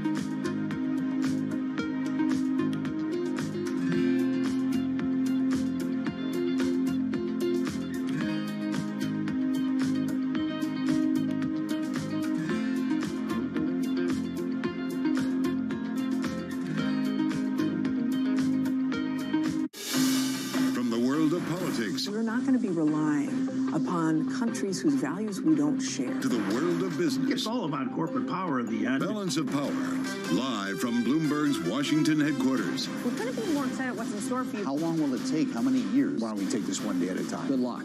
Everybody has a perspective. Every weekday at 5 p.m. Eastern Time. Join hosts Anne-Marie Hordern. It's the one area, really, of bipartisanship. I think we're getting more of it. That's optimistic. And Joe Matthew. The debt ceiling is looming. How close are we going to get to the line before you start to worry? Alongside Kaylee Lines. The door was open for regulators to do more, and that puts the Fed between a rock and a hard place. As they deliver news. This is such an important economic issue. He's no longer trying to run away from that really blew some minds. Insight. We can both invest in law enforcement and also make sure that communities feel safe in their own skin. And analysis. I think your audience will get this more than most. This is not the Republican Party that you know. It allows him to do what he did so successfully in 2020, which is run against crazy. From and about politics' biggest power players. This was the zombie case, and it's now more than well alive. That's for sure, with two more potentially to come. I'm willing to have this battle. It is vitally important. This is the intersection of Washington and Wall Street. Bringing people directly to the decision makers that impact your investments and your life. Balance of Power, every weekday at 5 p.m. Eastern,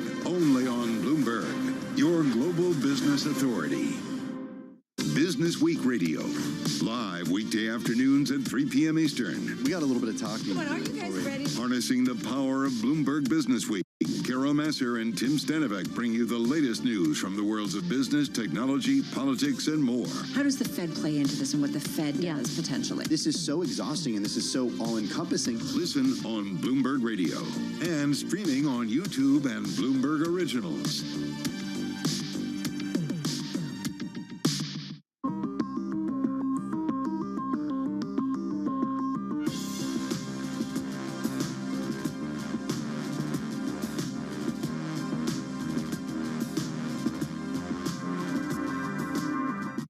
I think that it's hard to put your head around any narrative. Let's just be honest. We've had sort of a shift in, are we in some sort of stagflation fears moment? People were talking about that all day yesterday.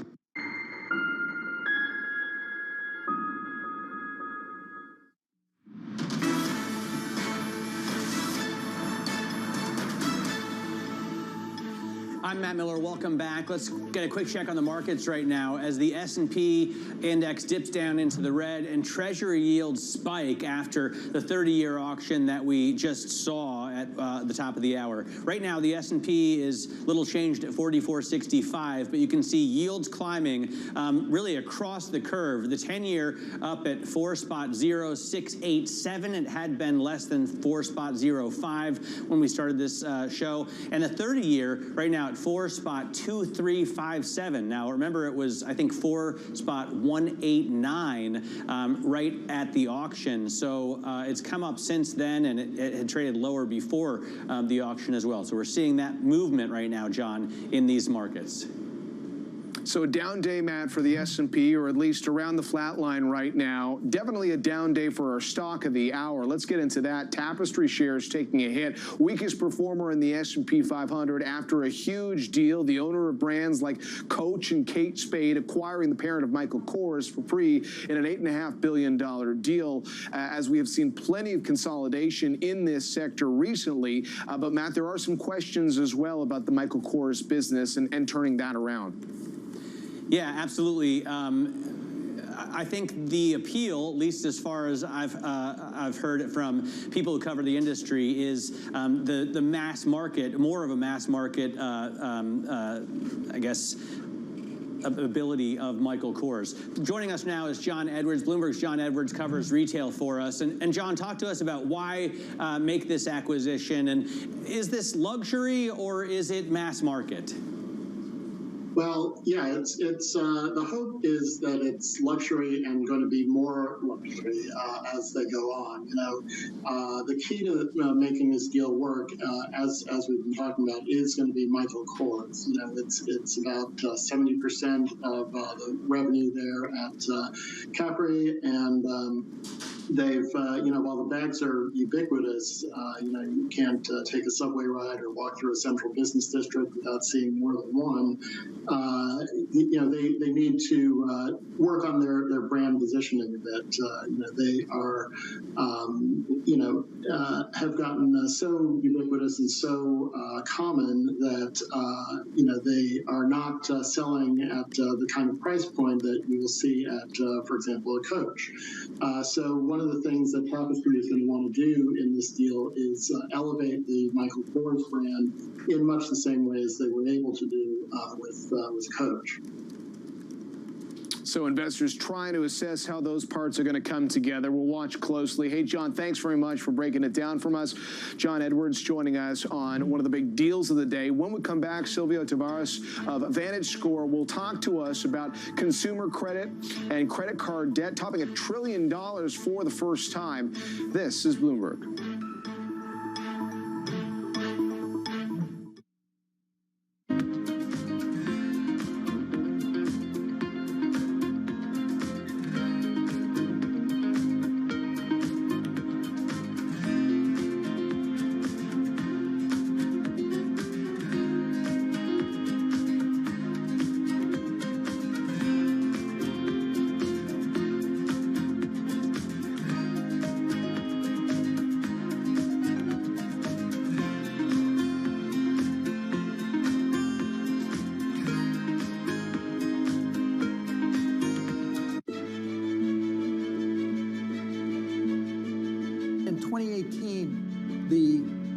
IPCC did what was called the 1.5 report. What was the difference between what a 2-degree world looked like and what a 1.5-degree world?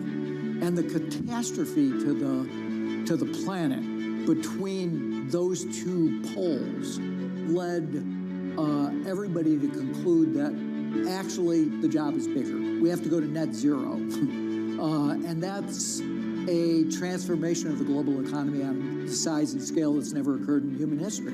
So that's a kind of daunting task, but it's full, I think, also of challenge, opportunity, the chance for innovation, and the chance to have the private sector play a fundamental role in making that change happen.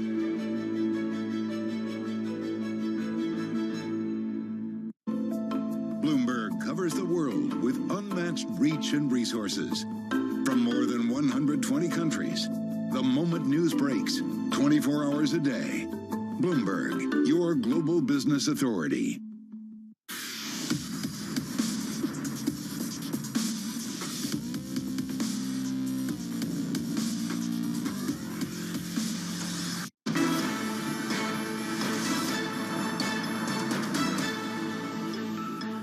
This is Bloomberg Markets. I'm John Olipin along with Matt Miller. Time now for What It's Worth.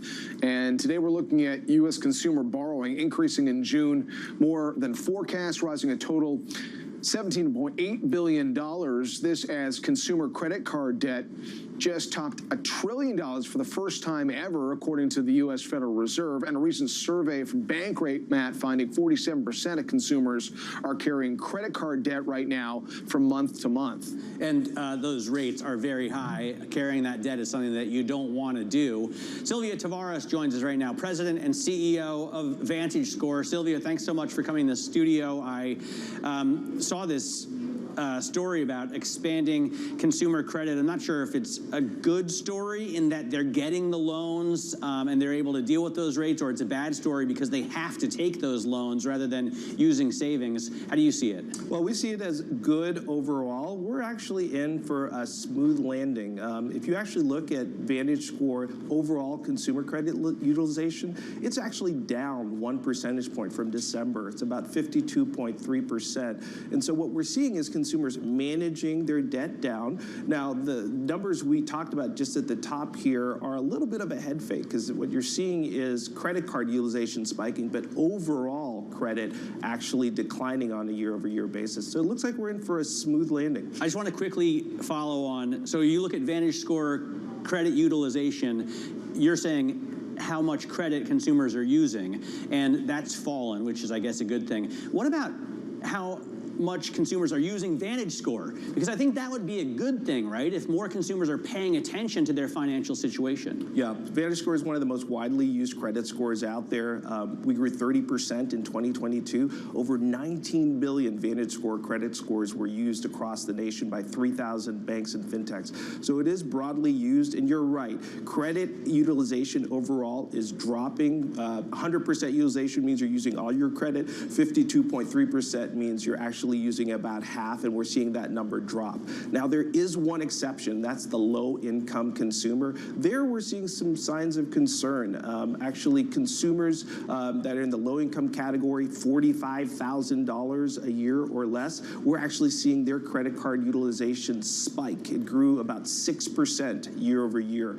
And so there's cause for concern, especially if you look at the underlying delinquency rates, which have also spiked, almost doubled on a year-over-year basis to 1.3%. These are early-stage delinquencies. Last year at this time, they were at 0.8%. So overall, good credit utilization. The overall consumer is healthy with an average Vantage score of 701, but there's cause for concern in that lower-income category where we're seeing delinquency spike.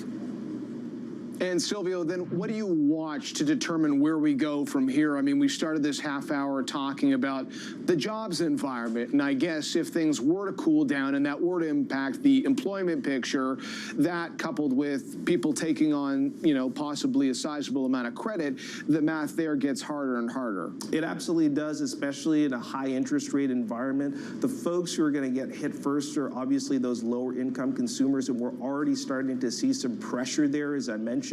But overall, I think we have a healthy consumer.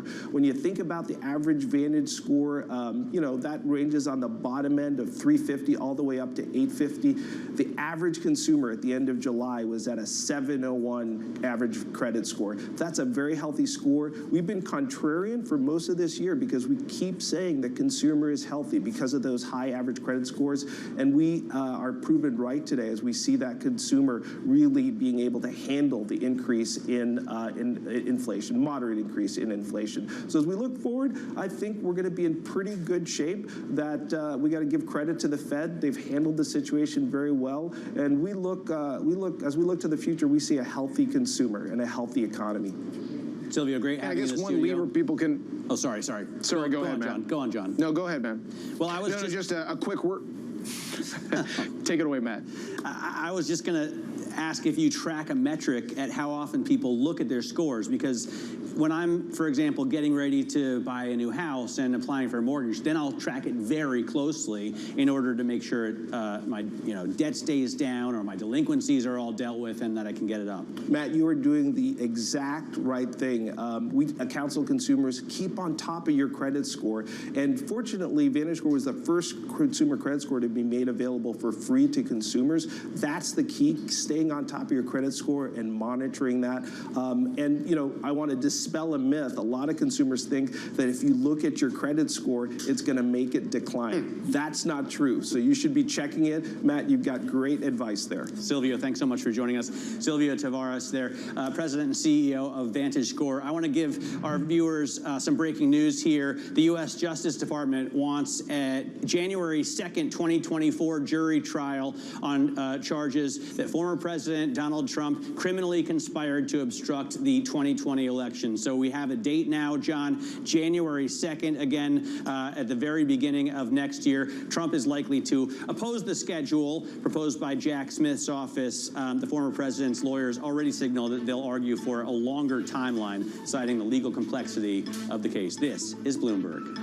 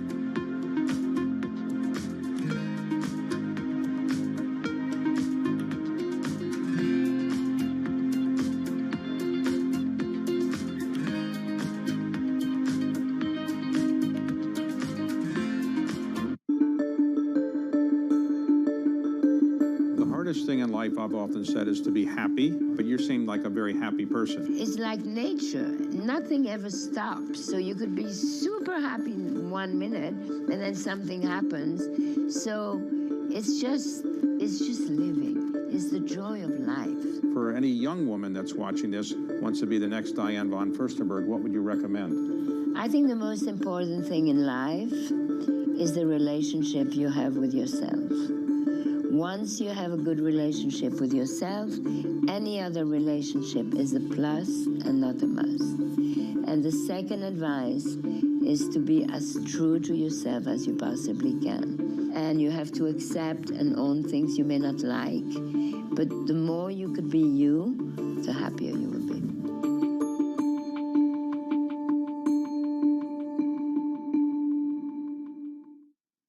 The top names in global leadership are on Bloomberg.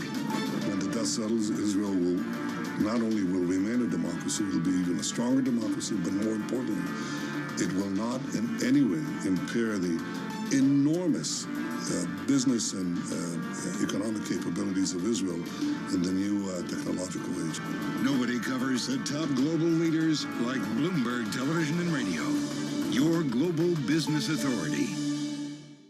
In a multi-trillion-dollar industry, there's a lot of ground to cover. We indeed have a rally. We're talking a lot of dividends. We're talking income. We'll show you what's happening in ETFs like no one else. Bloomberg ETF IQ, Monday on Bloomberg.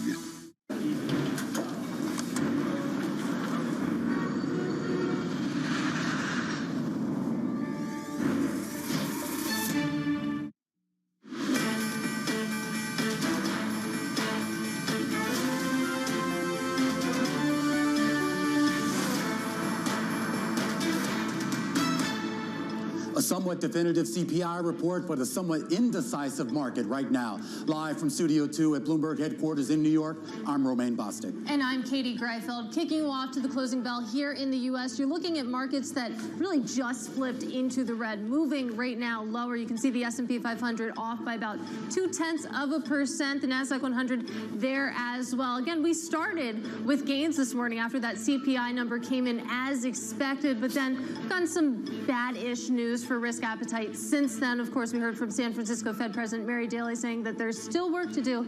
And then, of course, we had that 30-year auction at 1 p.m. We finally saw a tail, some wobbles in the demand picture. You can see that in the long end right now. 10-year yields up about 7 basis points. And crude, though, I did want to end on this, down 2%. Again, we're looking at $85 a barrel earlier this week, but pretty far away from that right now. All right, well, let's start off with inflation here. We did get that CPI report this morning, and core consumer prices posting, well, the smallest back-to-back monthly gain in more than 2 years. Katie, that's a good thing. Car prices lower in July than in June. The cost of medical services also down month to month, and the cost of airline fares down as well. And even where prices are up, they're growing at a much slower pace than in the prior months, and that includes, yes, some grocery items like fruits and veggies. David Kelly, Chief Global Strategist over at JP Morgan Asset Management, said he's actually encouraged by the data. So what we can see is the promise of future disinflation in these numbers, and we're really trying to forecast these numbers. And that's why I'm so convinced that inflation is going to get down to 2% on its own, with or without any help from the Fed. Now, Kelly adds that now is not the time to be underweight fixed income, and he even says embrace long duration. It's a bullish narrative out there for bonds tied to that progress in fighting those price pressures, progress that so far has come without the recessionary fallout. Yet, a number of economists aren't sold. Barclays, Mizuho, UBS, among some of those, standing by their recession calls, even if their outlook on the timing of recession has changed. They're skeptical inflation can return all the way back down to that 2% target that the Fed has without unemployment going higher, which would, of course, throw cold water on the chances of a soft economic landing. And that brings us back to the Fed and market expectations for the central bank's next move, Katie. Swaps market right now pricing in a lower probability of another rate hike. A lower probability, but not too many feathers ruffled in the bond market today, at least when you look at what's priced in for the Fed. Again, this was an as-expected print by most measures. You can see that in that flat line that you can see that white line is market pricing for the Fed's terminal rate. That's at 5.5758% or so. If you look at the upper bound right now, we're at 5.5. So some further action expected, but not too much from here. So that's, of course, as the Fed makes progress on won that inflation fight. But then you take a look at financial conditions. And this, I'm really interested to hear the messaging around this, because this is a Bloomberg measure of financial conditions. Powell has said, he's come out and said it, that they want to basically tighten those financial conditions as rate hikes work through the economy. But then you look at some of these market-based measures, you see that line coming up quite sharply over the course of 2023, Romaine. That means that there's still froth out there in the markets, and you can see that in financial conditions continuing to loosen. All right, let's get right down to it here with Diane Swong, chief economist over at KPMG, helping us kick you off to the close. A look at that CPI report this morning, Diane. There was a lot in there that seemed to suggest that inflation is being tamed. There were also a few elements in that report that I guess provided somewhat of a red flag there that we could see a reacceleration in some of those same measures.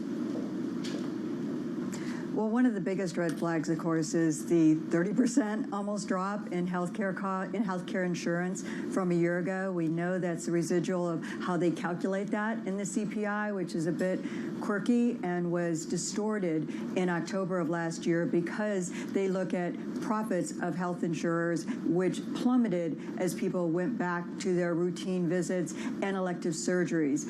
And so it looks like there's disinflation in health insurance when that's actually not what's occurring at the moment, and that reverses course in October. And that's it's over 6% of the CPI, and that's something very important to understand, that that's being distorted in a way. No one in their right mind thinks health insurance has gone down on costs, or their health costs have gone down 30% from a year ago, but the Fed knows that. They know that that's going to go back the other way. They're also watching very closely what's going on in shelter costs. It's great that they're cooling off their highs and rents are rolling over, but we're starting to see, we saw the rebound in home values after they came down, and that could create a rebound effect along with higher energy prices and some more supply chain problems due to extreme weather events around the world as we get into the latter part of the year and early part of 2024, which is why the Fed is hesitant to declare victory. I think they're done on rate hikes, but I think the higher for longer narrative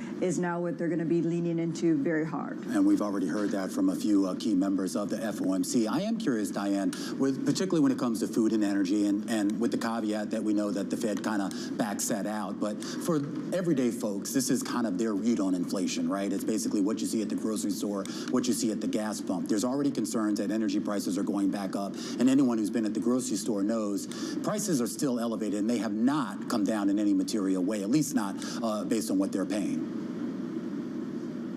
Exactly, and actually beef prices spiked because of some droughts in South America. So, we're seeing some of these effects out there as well. And what's really interesting on the food budget is this is totally unique, what we've seen right now. We saw a huge surge in spending on everything from food at home to food away from home since the onset of reopening and during the pandemic. Some of that was hoarding at the initial stage of the pandemic, but we've seen a decline in inflation-adjusted spending on food since August of 21, and that's when inflation was taking off.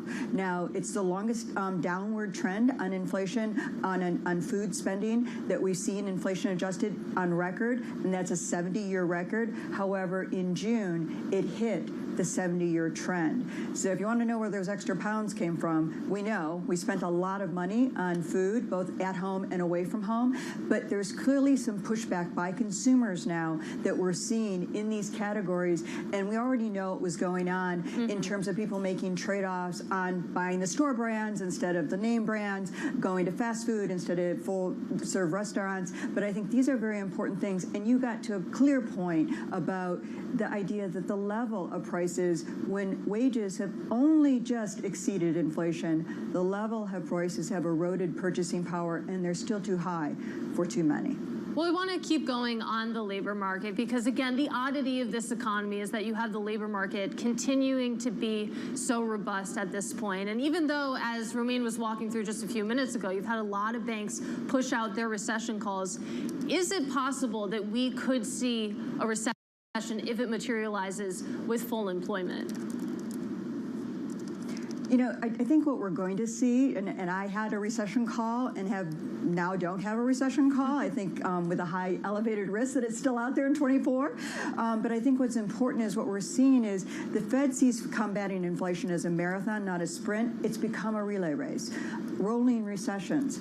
And as the economy's strongest sectors that we saw coming out of reopening are fading, they're handing off the baton to sectors that are picking it up in the service sector. Overall, employment gains are slowing, but productivity growth is finally increasing, in part because the number of people out ill and unable to work in any given month and having to cover those staffing shortages has fallen quite dramatically. In May and June, it was back to 2019 levels. In July, it ticked back up above 1 million, but it was a third below July a year ago. We also have lower quit rates. That means less churn in the economy and people learning their jobs and able to take advantage of the technology, and hybrid narrows the loss and eliminates the loss in productivity of fully remote work. So we're seeing a pickup in productivity growth that's encouraging. That doesn't mean unemployment with these kind of relay race and rolling recessions doesn't rise, but it doesn't rise as much. And I think that's the important point. I would put another caveat out there. We've got a major strike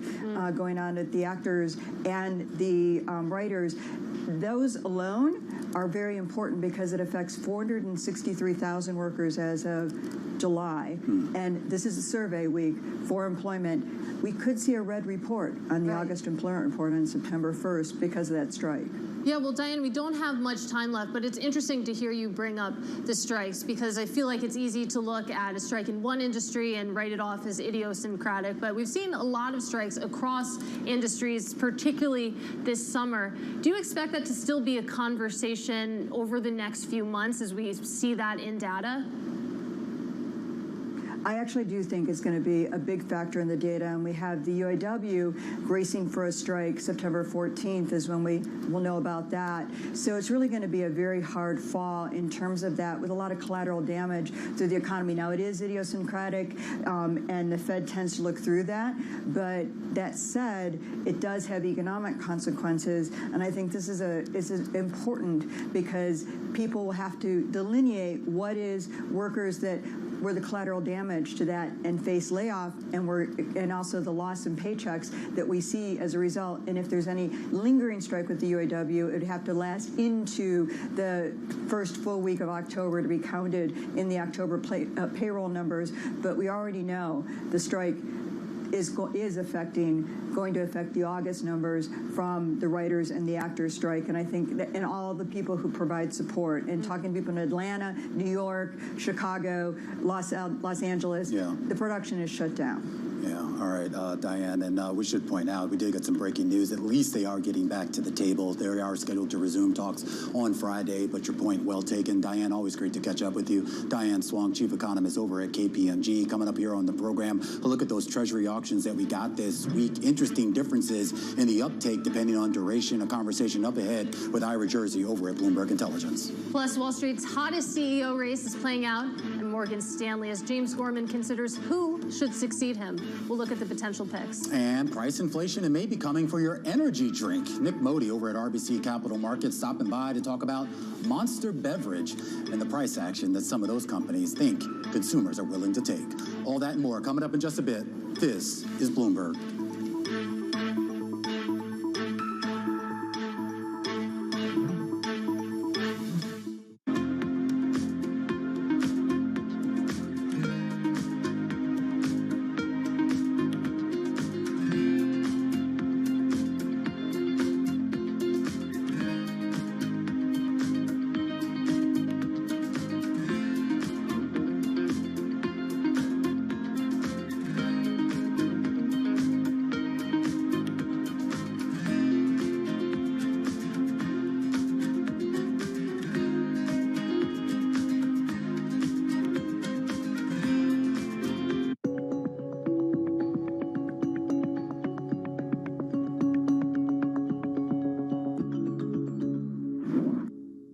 There is no digital without chips, and I emphasize that because everybody speaks about the digitalization of the world.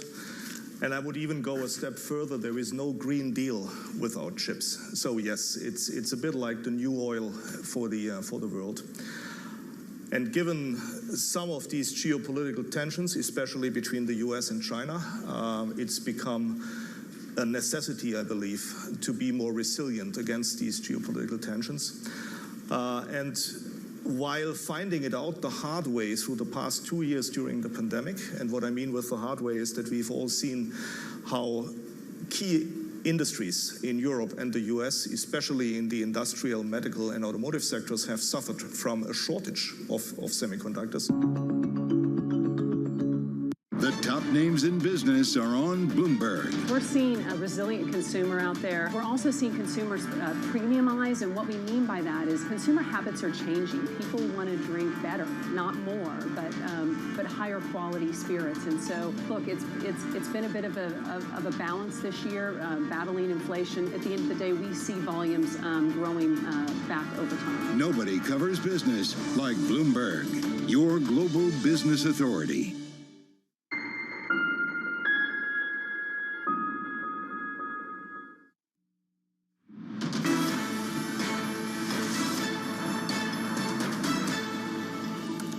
Well, U.S. Treasury yields sitting at their highs of the session right now after that 30-year auction broke this week's trend of pretty good demand with the highest yield for a sale since 2011. Bloomberg Intelligence interest rate strategist Ira Jersey joins us now. And Ira, we finally saw a tail. It took the 30-year sale. What happens? Yeah, I think just people balked at the amount of duration that was coming to market. You know, we were also selling off going into the auction. So I think a little bit was the dynamics of people's, thinking, do I want to be buying this when the market's selling off? Because keep in mind, the 30-year compared to the 10-year and the 3-year that were issued on Tuesday and Wednesday of this week, the 30-year has a lot more sensitivity to interest rates. So a 5 basis point move in 30-year yields can mean a lot more. It means double what it does for a 10-year. So you wind up having a lot more risk. And I think people maybe just said, I don't want to, buy this today. I'll see where things shake out. The data this morning was good, right? So you just talked to Diane Swank from KPMG, and she made some good points about the path of inflation. But it's hard for you to say, oh, let's buy 30-year debt at 4.25%, when you really don't know where inflation is going to be in the medium term. So I think you just had a little bit of a buyer's strike here. Not big, but noticeable for sure. Well, that's what I think is interesting, though, too. I don't want to make too much of it, Ira, but if that is the sentiment right now, that seems to suggest not just a degree of investors concerned about the uncertainty of it all, but that also seems to be like, well, a bet here that maybe things are going to get worse. Yeah, well, if you're buying 30-year treasuries, you're probably buying it as a hedge to something else or as an alternative to other assets, so whether it's corporate bonds or otherwise. So if we do have a soft landing, then one wouldn't necessarily expect long-term interest rates to move very much one way or the other, and there's other alternatives that you might consider, like corporate bonds or maybe even mortgage-backed securities, which are relatively cheap compared to where they've been. So again, I think it's an alternative kind of situation where you say, okay, look, I don't want to lock in 4.2% for the next 30 years when I can buy the same corporate bond maybe for 120 basis points more than that, and lock in something over 5%. So I think that's where the push and pull that investors are trying to make. Plus, we have to remember, Romaine, it's August. Not every trader is on their desk. Yeah. People don't want to add a lot of risk right now before going on vacation and the like. And Ira, let's talk specifically about the mix of buyers at this 30-year sale, because it looks like primary dealers were left with a little bit more than usual. You take a look at indirect bidders, maybe they didn't show up quite as strongly as they had in past sales. What do you make of that mix? Yeah, so I think that's the reason why we tailed, was basically that indirect demand was not particularly robust. So when you go back to May, which was the last time we had a refunding auction, you had about 72% of that auction was taken down by indirect bidders. So these are typically investors. They might be foreign investment companies and U.S. domestic investment companies in particular. This time it was 67%. So that doesn't sound like it's a lot lower, but the incremental demand demand winds up being pretty significant. So what that data shows you is that primary dealers who don't necessarily want to buy a lot of bonds but have to bid because they're primary dealers of the Fed and that's their job, they bid up a little bit higher than the market, and they got some bonds maybe that they didn't really want. And I think that's one of the reasons why you've seen a little bit of the additional sell-off after that auction, just because people have to dump some bonds that they really didn't want to hold on their balance sheet. Yeah, 30-year yields currently up about 7 basis points. Ira Jersey, really appreciate it. That is Bloomberg Intelligence interest rate strategist Ira Jersey. Now coming up, we'll talk with Jim Bianco. He is president and macro strategist over at Bianco Research, and get his insight on rising energy prices, what that means for the Fed's fight against inflation. That's next. This is Bloomberg.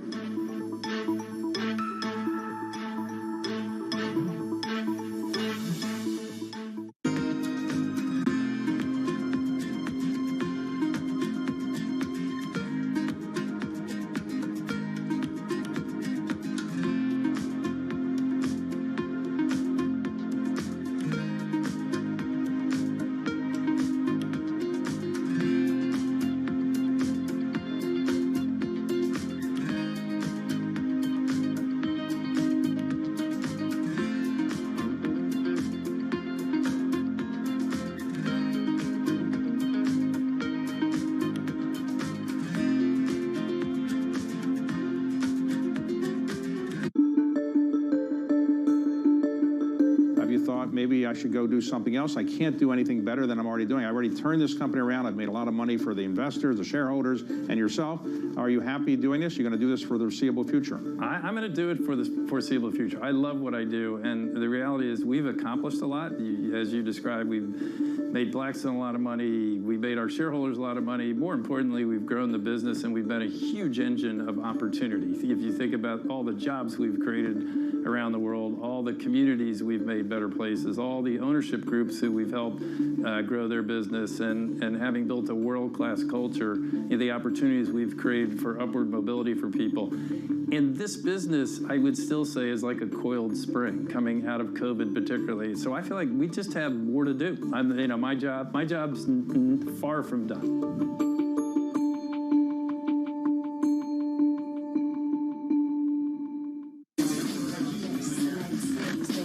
Through the noise. Forget the noise. Ignore the noise. Is this just going to be noise? Just noise. It's noise versus signal. Now, more to the point.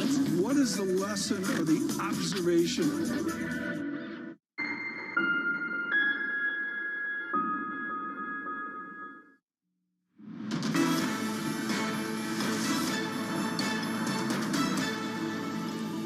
All right, even with today's relatively tame inflation report, there has been a recent surge in oil and other energy prices that is raising concern that the Fed might not be finished with its rate hike cycle.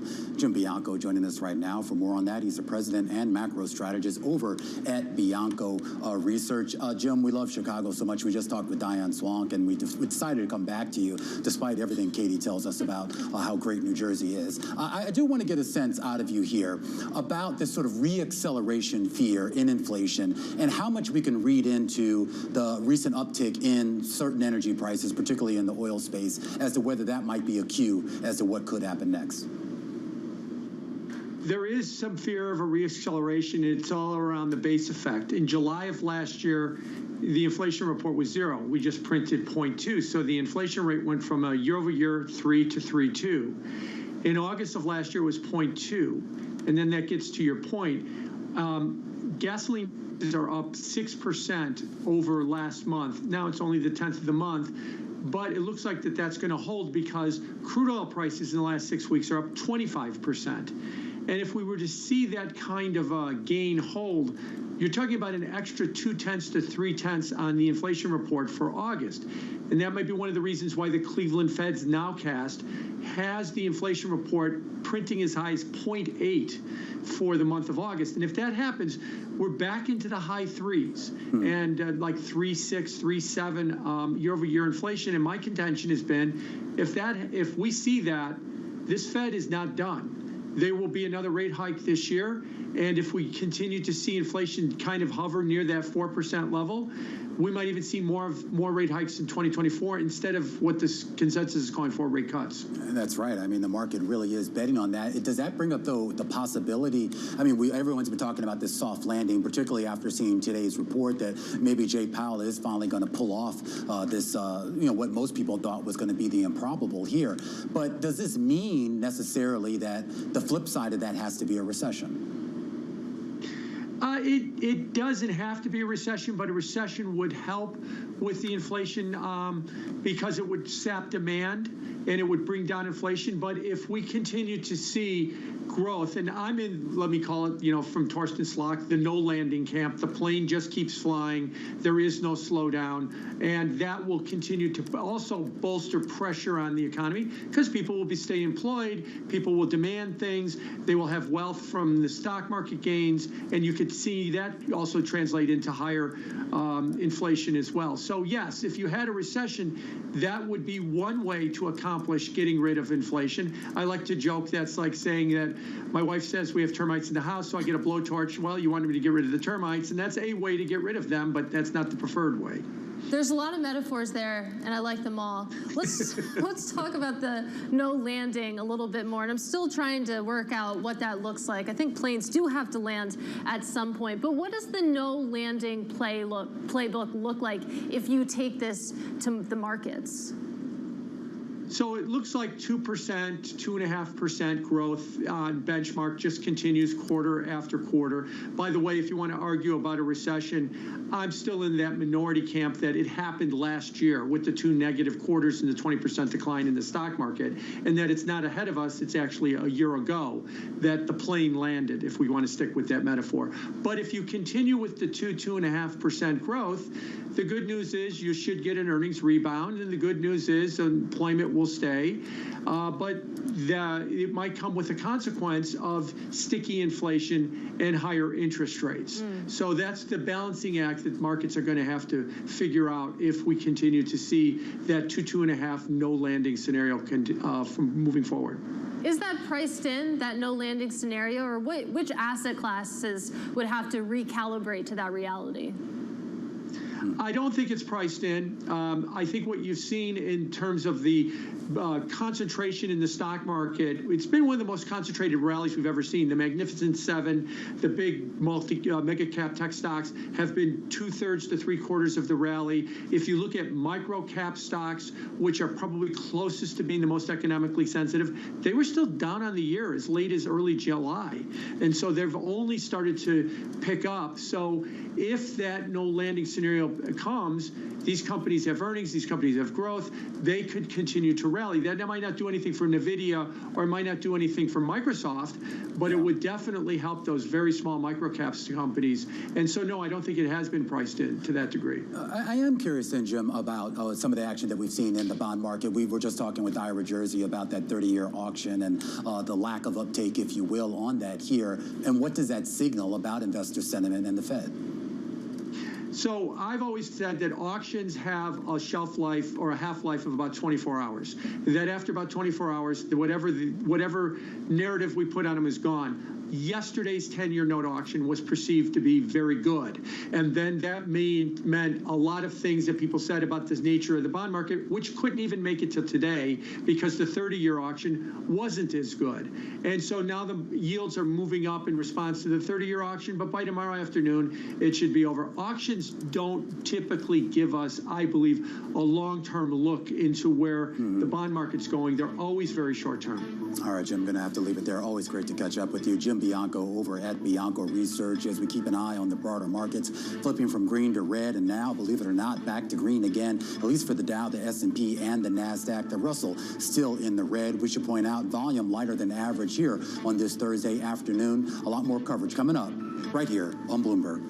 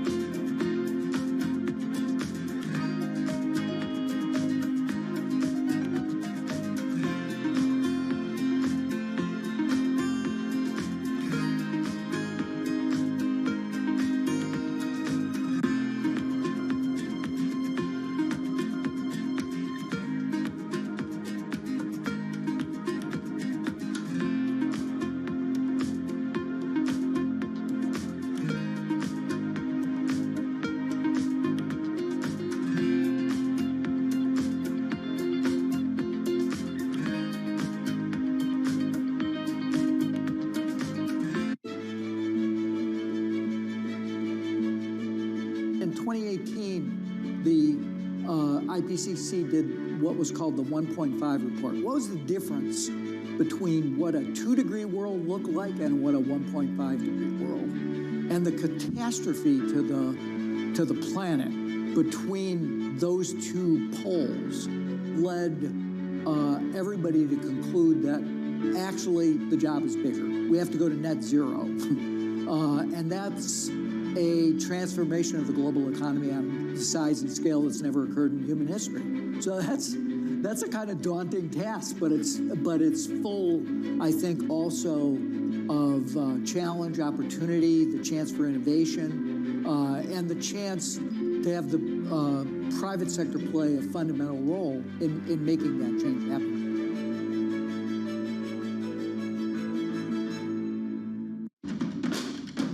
And the markets are on the move. The focus, of course, is on Ukraine. The market is so hyped up about AI. Unless we see dramatic changes, it's just going to keep getting hotter. We've had the market analysis. We're going to go get straight to some breaking news. We'll have a full roundup. Going through some of the numbers. And what investors should make of them. We have so many important conversations. Let's check in what you need to know. DOJ or other authorities. Could face bigger challenges. Next. It was going to keep rate World Cup. This is a 3. As the economic picture does. The OK is getting ready to make Get your fixed income fix. Watch Bloomberg Real Yield every Friday at 1 p.m. Eastern, right here on Bloomberg, your global business authority.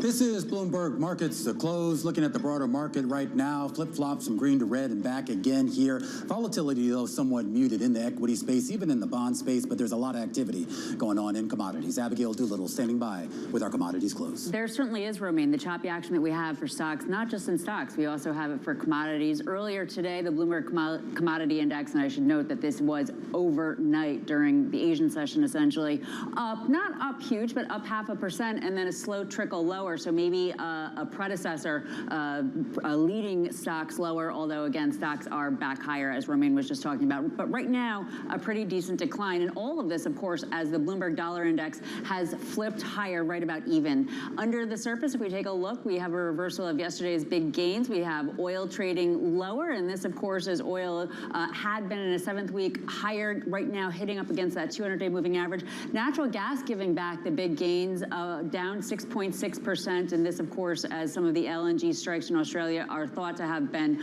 stalled or even averted. Dr. Copper down 0.7%, gold down. So again, that rising dollar, flat dollar off of its lows of the day, Romaine, that seems to have pressured the commodity space quite a bit. All right, our thanks there to Abigail Doolittle with a look at what's going on in the commodity space. Let's turn back to Wall Street right now and the hottest CEO race in the industry playing out over at Morgan Stanley. Scarlett Fu actually took a deeper dive into this. Let's take a listen. I like real businesses, real clients, real revenues, real profits. James Gorman is the longtime CEO of Morgan Stanley. In May 2023, the Australia-born Gorman said he plans to retire sometime in the next year. Morgan Stanley shareholders were disappointed. The stock fell on the news. So the question now is whether Morgan Stanley's next leader can build on Gorman's turnaround success. The 3 internal candidates are co-president Ted Pick. He's the head of institutional securities, co-president Andy Saperstein. He's the head of wealth management, and Dan Simkowitz, the head of investment management. Whoever the board chooses, analysts say the quicker the handoff, the better, to prevent political infighting that would distract from longer-term goals. The next CEO skill set must include the ability to deal with liquidity that's likely to be stressed and money that will cost more. And U.S. regulators are monitoring big companies getting bigger. Risk management will also matter, especially for globally systemic important banks like Morgan Stanley. Remember, it was also James Gorman's personality. He had the charisma to bring 2 sides of a bank with very different cultures, investment management and trading all together. The next person will have to do the same while setting the bar even higher for Morgan Stanley. All right, let's get right to our man on the ground, Sri Natarajan, who's been covering this story for us here at Bloomberg. James Gorman, when this announcement was made about his departure and the look for a new, I guess, leader, it was all a talk about a bloodless succession. But wasn't he the product of a relatively bloody succession himself? He certainly came into Morgan Stanley into what was a smoking crater at the time. That place was rife with political infighting. If you had to think about a dysfunctional boardroom, a dysfunctional corporate culture, you'd probably think about the Morgan Stanley of the 2000s. It was pretty bad there. In fact, Phil Purcell was ousted from Morgan Stanley by what was then known as the Group of Eight, former Morgan Stanley executives who then brought in John Mack. And it was John Mack who then got Gorman into the building and finally elevated him to the CEO seat. But the Morgan Stanley of today seems to be a world apart from what we saw 15, 16 years ago. Both from a strategic perspective, what the firm is, it's no longer that white shoe investment bank. It has truly turned into a financial supermarket, but clearly there's also been a cultural shift where when you look at that firm right now, you're not immediately thinking political infighting. In fact, all that you see is them projecting harmony, and it kind of seems believable. Well, even still, there's only going to be one CEO. So on Ted, Andy, and Dan, is there a clear front runner at this point? That's the amazing part. We've polled analysts, we've polled investors, we've spoken with people inside the firm. A few years ago, they would have told you Ted Pick was the clear front runner. Some of that has changed, partly because there is the other side of the firm, wealth management, which has really been on the rise and been responsible for a lot of Morgan Stanley's growth, but also some footfalls on the investment bank side, the Archegos losses. There is this Department of Justice probe that's ongoing, which could possibly result in a big settlement. We don't know. And then, of course, there's the dark horse, Dan Simkowitz, who's worked on both sides of the firm. There is no clear front runner, and perhaps Gorman likes it that way. He wants everyone to keep on guessing. Okay, well, and now that Katie jinxed it, we'll probably end up with like 3 co-CEOs or something. In all seriousness, though, and we kind of, and I do want to get serious, because at the end of the day, this really isn't supposed to be his decision. The board is supposed to be making this independently. Obviously, he would have some input. How involved is he in this process? The board will make the decision. James Gorman is the chairman of the board. He has been the one that has put this management team together over the past 10 years. So anytime you talk to anyone inside Morgan Stanley, they will tell you, yes, the board will make the ultimate decision, but James Gorman's preference will certainly have great sway over that decision. All right, Sri Natarajan, all over the summer of speculation. Really appreciate your reporting. Still ahead on the I hope he's not taking any vacations for the rest of the summer. He's not allowed. He'll miss out. No, he'll be here. Okay. Anyway. We've said it. No vacations for Sri. Moving swiftly along, expect to pay more for your favorite energy drinks. We're going to speak to Nick Modi, Managing Director at RBC Capital Markets, about the trends that could provide Monster Beverage with a path for top-line momentum. That's next. This is Bloomberg.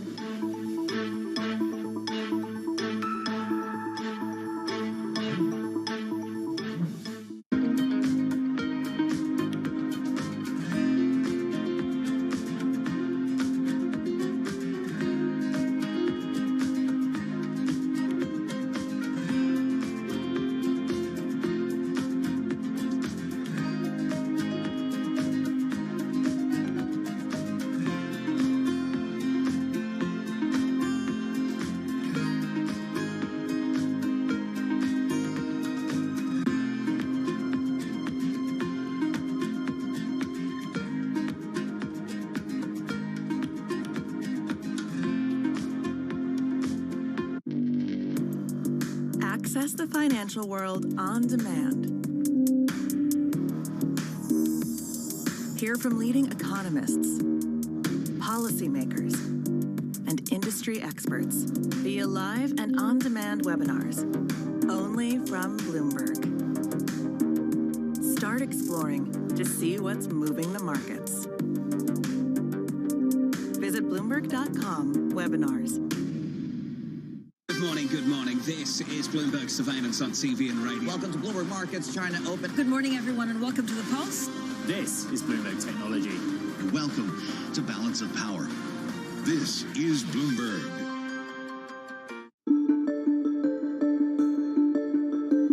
The hardest thing in life, I've often said, is to be happy, but you seem like a very happy person. It's like nature. Nothing ever stops. So you could be super happy 1 minute, and then something happens. So it's just living. is the joy of life. For any young woman that's watching this, wants to be the next Diane von Furstenberg, what would you recommend? I think the most important thing in life is the relationship you have with yourself. Once you have a good relationship with yourself, any other relationship is a plus and not a must. And the second advice is to be as true to yourself as you possibly can. And you have to accept and own things you may not like, but the more you could be you, the happier you will be.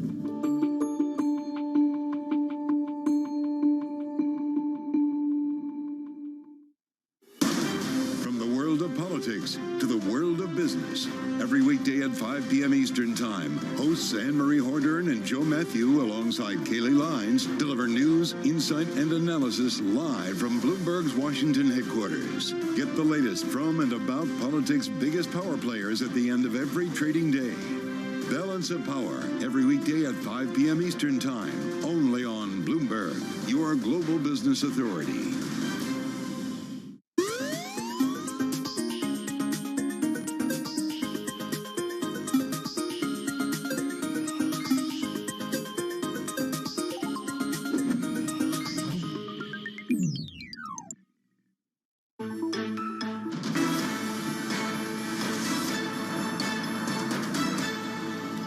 Time now for Katie's favorite part of the show, our top calls. A look at some of the big movers on the back of analyst recommendations. And we start off with Roblox, the online gaming platform, going to equal weight over at Morgan Stanley, which says the recent sell-off in the shares means the stock now fairly reflects some of those near-term headwinds and says folks should start to look past the short term and more towards the longer-term opportunities for Roblox to drive growth. Shares higher by about 3% on the day.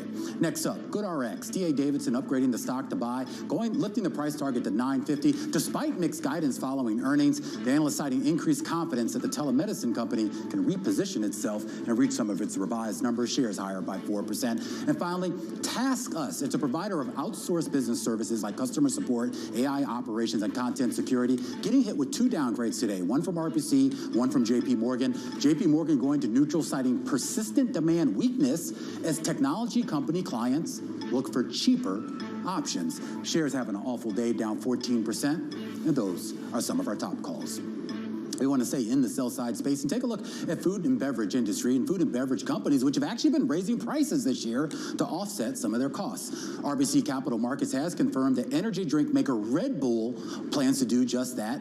And one of the analysts there, Nick Modi, expects a ripple effect of increased prices from other companies, including Monster Beverage. He joins us right now for more. He's got an outperform rating on Monster and a $60 price target, I believe. Nick, let's talk about the pricing power that these companies have, because I feel like some of these drinks are already priced pretty aggressively. Well, I mean, look, at the end of the day, the energy drink category really has lagged pricing in the broader beverage market. You have carbonated soft drinks, for example, that have gone up 25-30%, and energy drink brands have gone up in pricing maybe, high single digits over the last 2 years. So there's a lot of catch-up pricing. I think the energy drink category did the right thing. During the pandemic, a lot of households were adopting the category, so household penetration was rising. And so I think they all kind of, individually made a decision like, hey, household penetration is really important for a growing category like this. And now that household penetration has started to slow as we're coming kind of into a normalization period, I think at least Red Bull is looking to monetize those households, and that's why you're seeing them probably take price. Give us a sense here of what type of price hikes we're talking about on a percentage basis. Yeah, so it would be basically mid-single digits on their 12-ounce cans, and then high single digits on their 8-ounce cans, which is their largest pack size. So that's, let's call it blended high single, 6 to 7%. I would expect the competitors to follow because, this is usually a pretty rational market. Usually a pretty rational market. I want to talk specifically about Monster and how it grows from here. And you think about the addressable market left. Is this a company that needs to pursue more acquisitions at this point?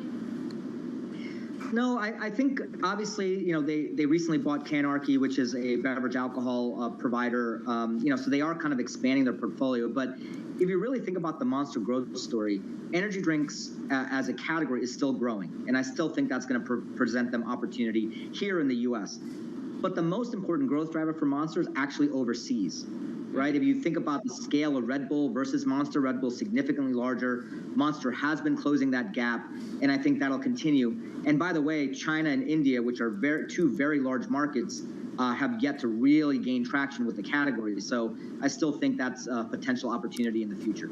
And so you talk about how this is a growing market. Why is Monster best positioned to take more share of that versus some of the up-and-comings? For example, Celsius, there's been a lot of buzz around that name, no pun intended. What differentiates Monster here?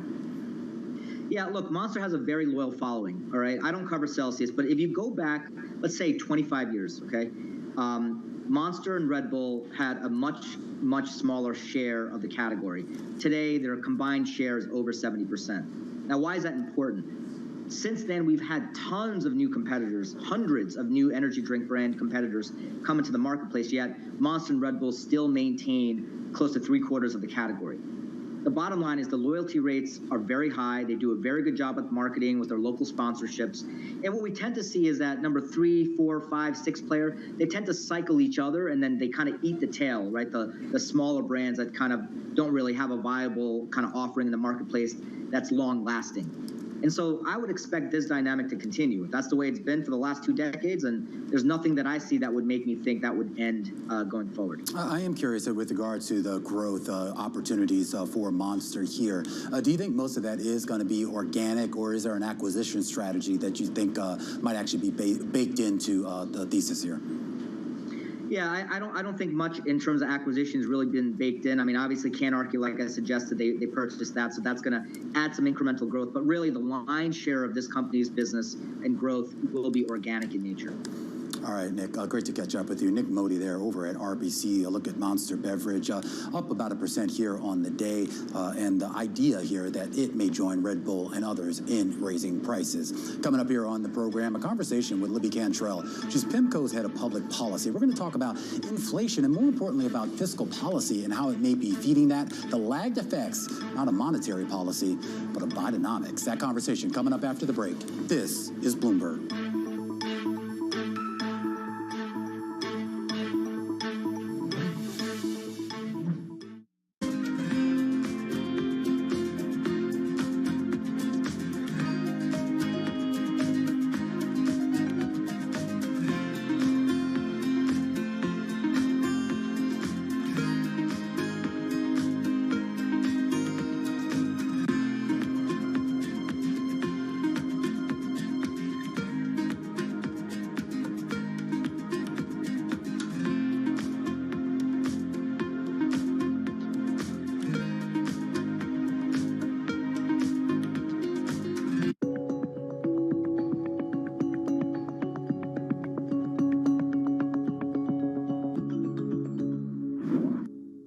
There is no digital without chips, and I emphasize that because everybody speaks about the digitalization of the world.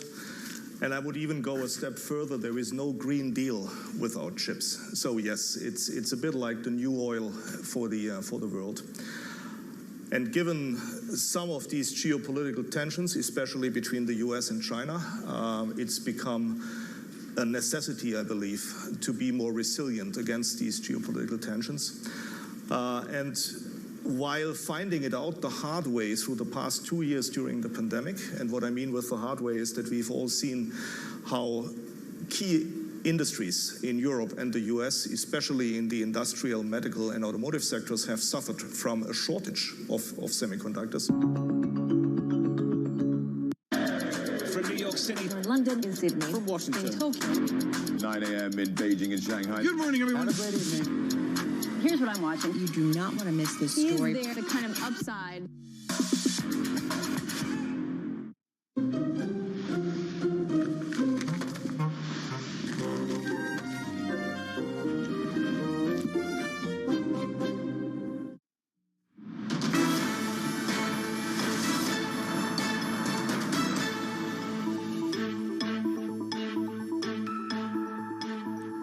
Welcome back to Bloomberg Markets to Close. It's time now for our Wall Street Week Daily segment. The host of Wall Street Week, David Weston, joining us as he does every day at this time. The big news this morning, David, of course, was that consumer price index report here in the U.S. Absolutely. We were waiting for it. We got it. Didn't surprise us a lot, but it determines a lot. And as you know, for investors, a lot of what happens in Washington really affects the rest of us, the Fed as well as Congress. And the person we turn to when we need to know about that is Libby Cantrell. She is PIMCO Managing Director and Head of Public Policy. Libby, great to have you on Wall Street Week. So give us your reaction, PIMCO's reaction to the CPI numbers. Yeah, as you said, it was somewhat to be expected. A little bit better than I think our expectations in terms of sort of softening of core CPI. You saw OER, autos going down. You saw some of the other sort of services starting to soften. So in some ways, exactly what the Fed wants.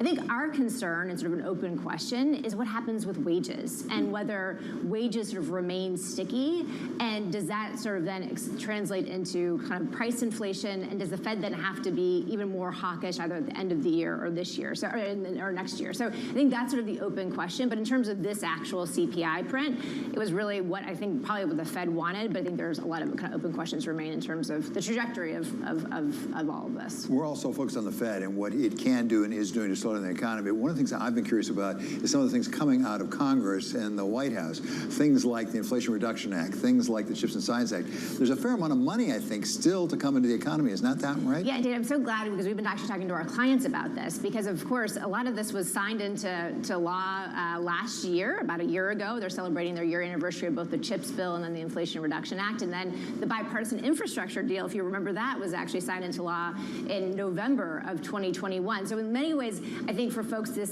seems like it's in the rearview mirror, but just knowing how Washington works, actually there's a lot of fiscal in the pipeline. Much of this actually has not been distributed to the economy. You're starting to see some increases in terms of manufacturing, particularly sort of in the semiconductor area, and that probably is as a result of the CHIPS bill, but we think more will come online, but probably not, sort of ironically, until after the presidential election. So you'll see a little bit more in 2024, kind of the apex of this stimulus will be sort of hitting in 2026. But I think just to be clear, in a $27 trillion economy, we're talking about kind of hundreds of billions of dollars, $1 trillion. I mean, a lot, but not necessarily really big macro movers. It will, impact these various sectors, kind of the green sector and chips. But in terms of the macro impact, still relatively de minimis. The sort of drawn out nature of this, was that by design?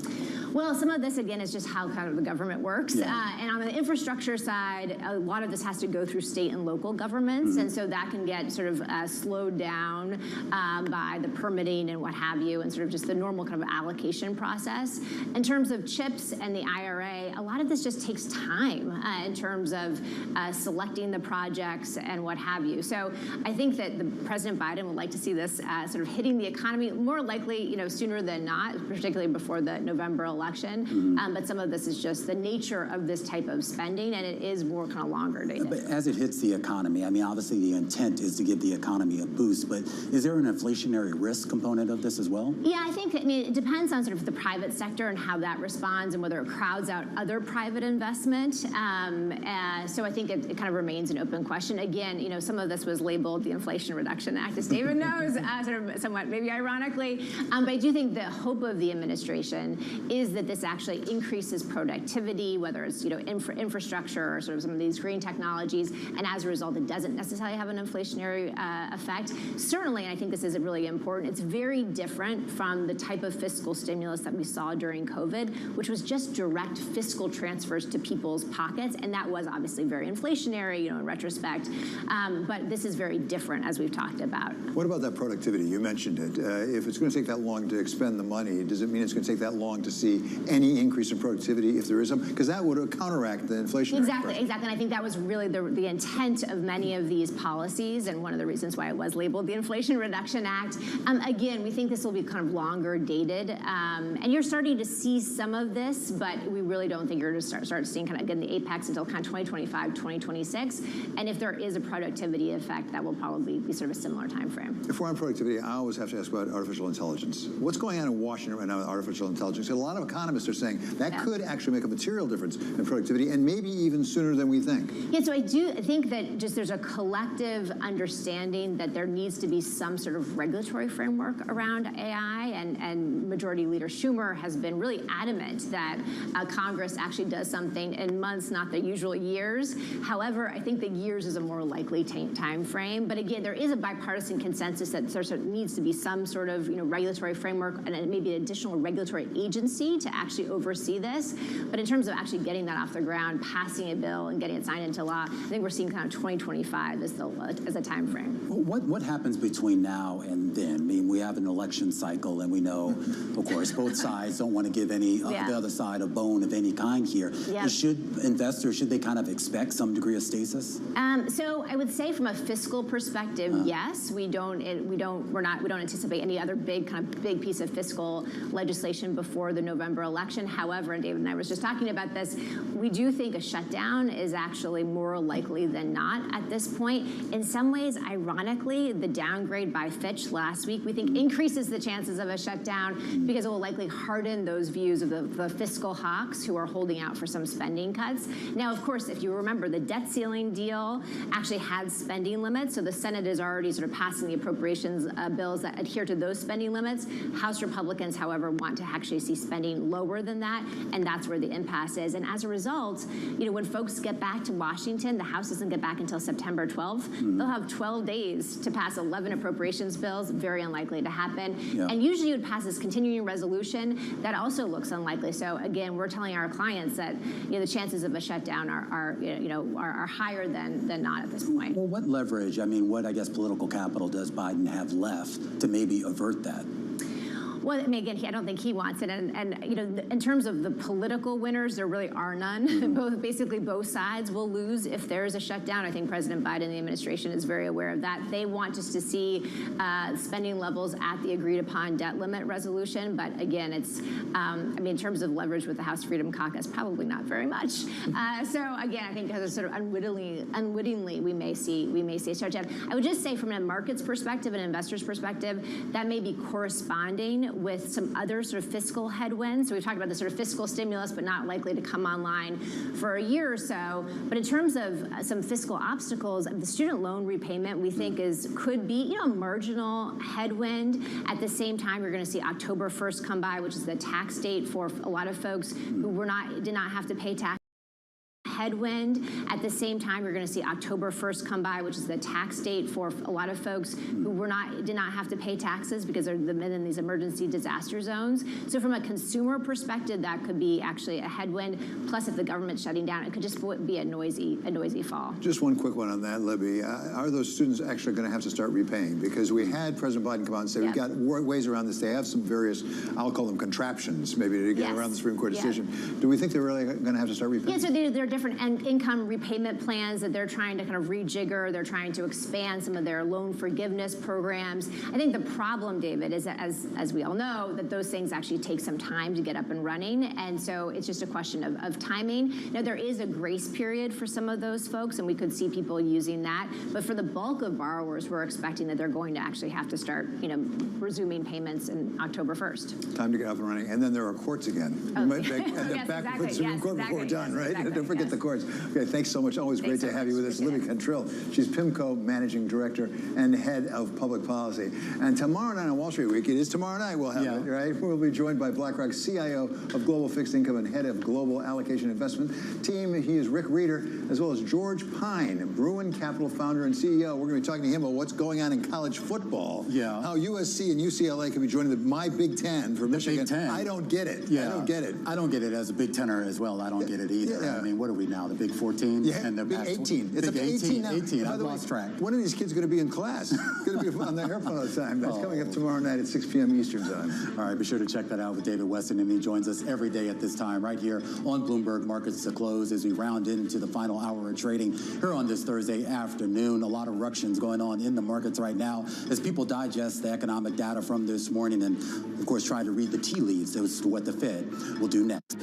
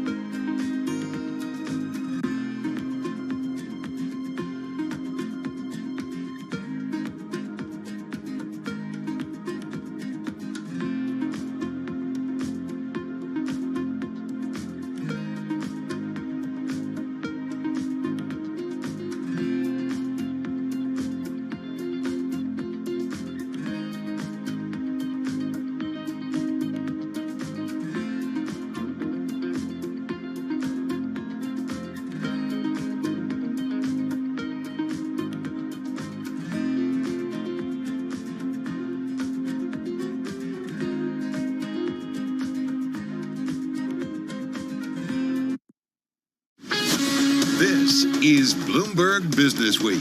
Insight from the reporters and editors who bring you America's most trusted business magazine, plus global business, finance, and tech news as it happens. Bloomberg Business Week with Carol Masser and Tim Stenevec on Bloomberg Radio. And a very good afternoon, everybody. It is Friday's Eve, otherwise known as Thursday. It's August Doug 10th. Krisner's Friday. I saw him today. I said, Doug, happy Friday. It's Asia Friday. And he grinned and he said, happy Thursday, Tim. Paul Brennan, I love it. Kathleen Hayes walks in because she works with our Asia team, and obviously they get going a little bit later to coincide with the Asian markets. And he's like, hey, happy Asia Friday. Yeah, they're all a little skipping their step today. All right, well, we got a lot going on today. Also, we've got still a Friday to come, but coming up, we're going to talk a little bit about the inflation print this morning. It was a key focal point for the markets. Higher for longer, though. I feel like everybody, did you get the memo? Because even with that inflation print showing core CPI posting its smallest back-to-back increases in 2 years, you know, the Fed's been pretty clear. Higher for longer. Yeah, if you haven't gotten that memo yet, then you got to update whatever email service you're using. Because work on it. Yeah, work on it. Also, how investors will increasingly be talking about the impact of extreme weather on everything, including like the devastation we're seeing right now in Maui. Carol, this is not going away anytime soon, and we got to do something about it. Yeah, it's serious, folks, and we've got a great voice on that. We're going to talk a bit more about CPI, what it means in terms of, for you all, for us, when we go shopping, prices, what's going on. We're also going to get into cheap airline tickets. I'm waiting. I'm holding my breath. I know, Tim, I book late, and that's part of my problem, but come on. Is that your problem?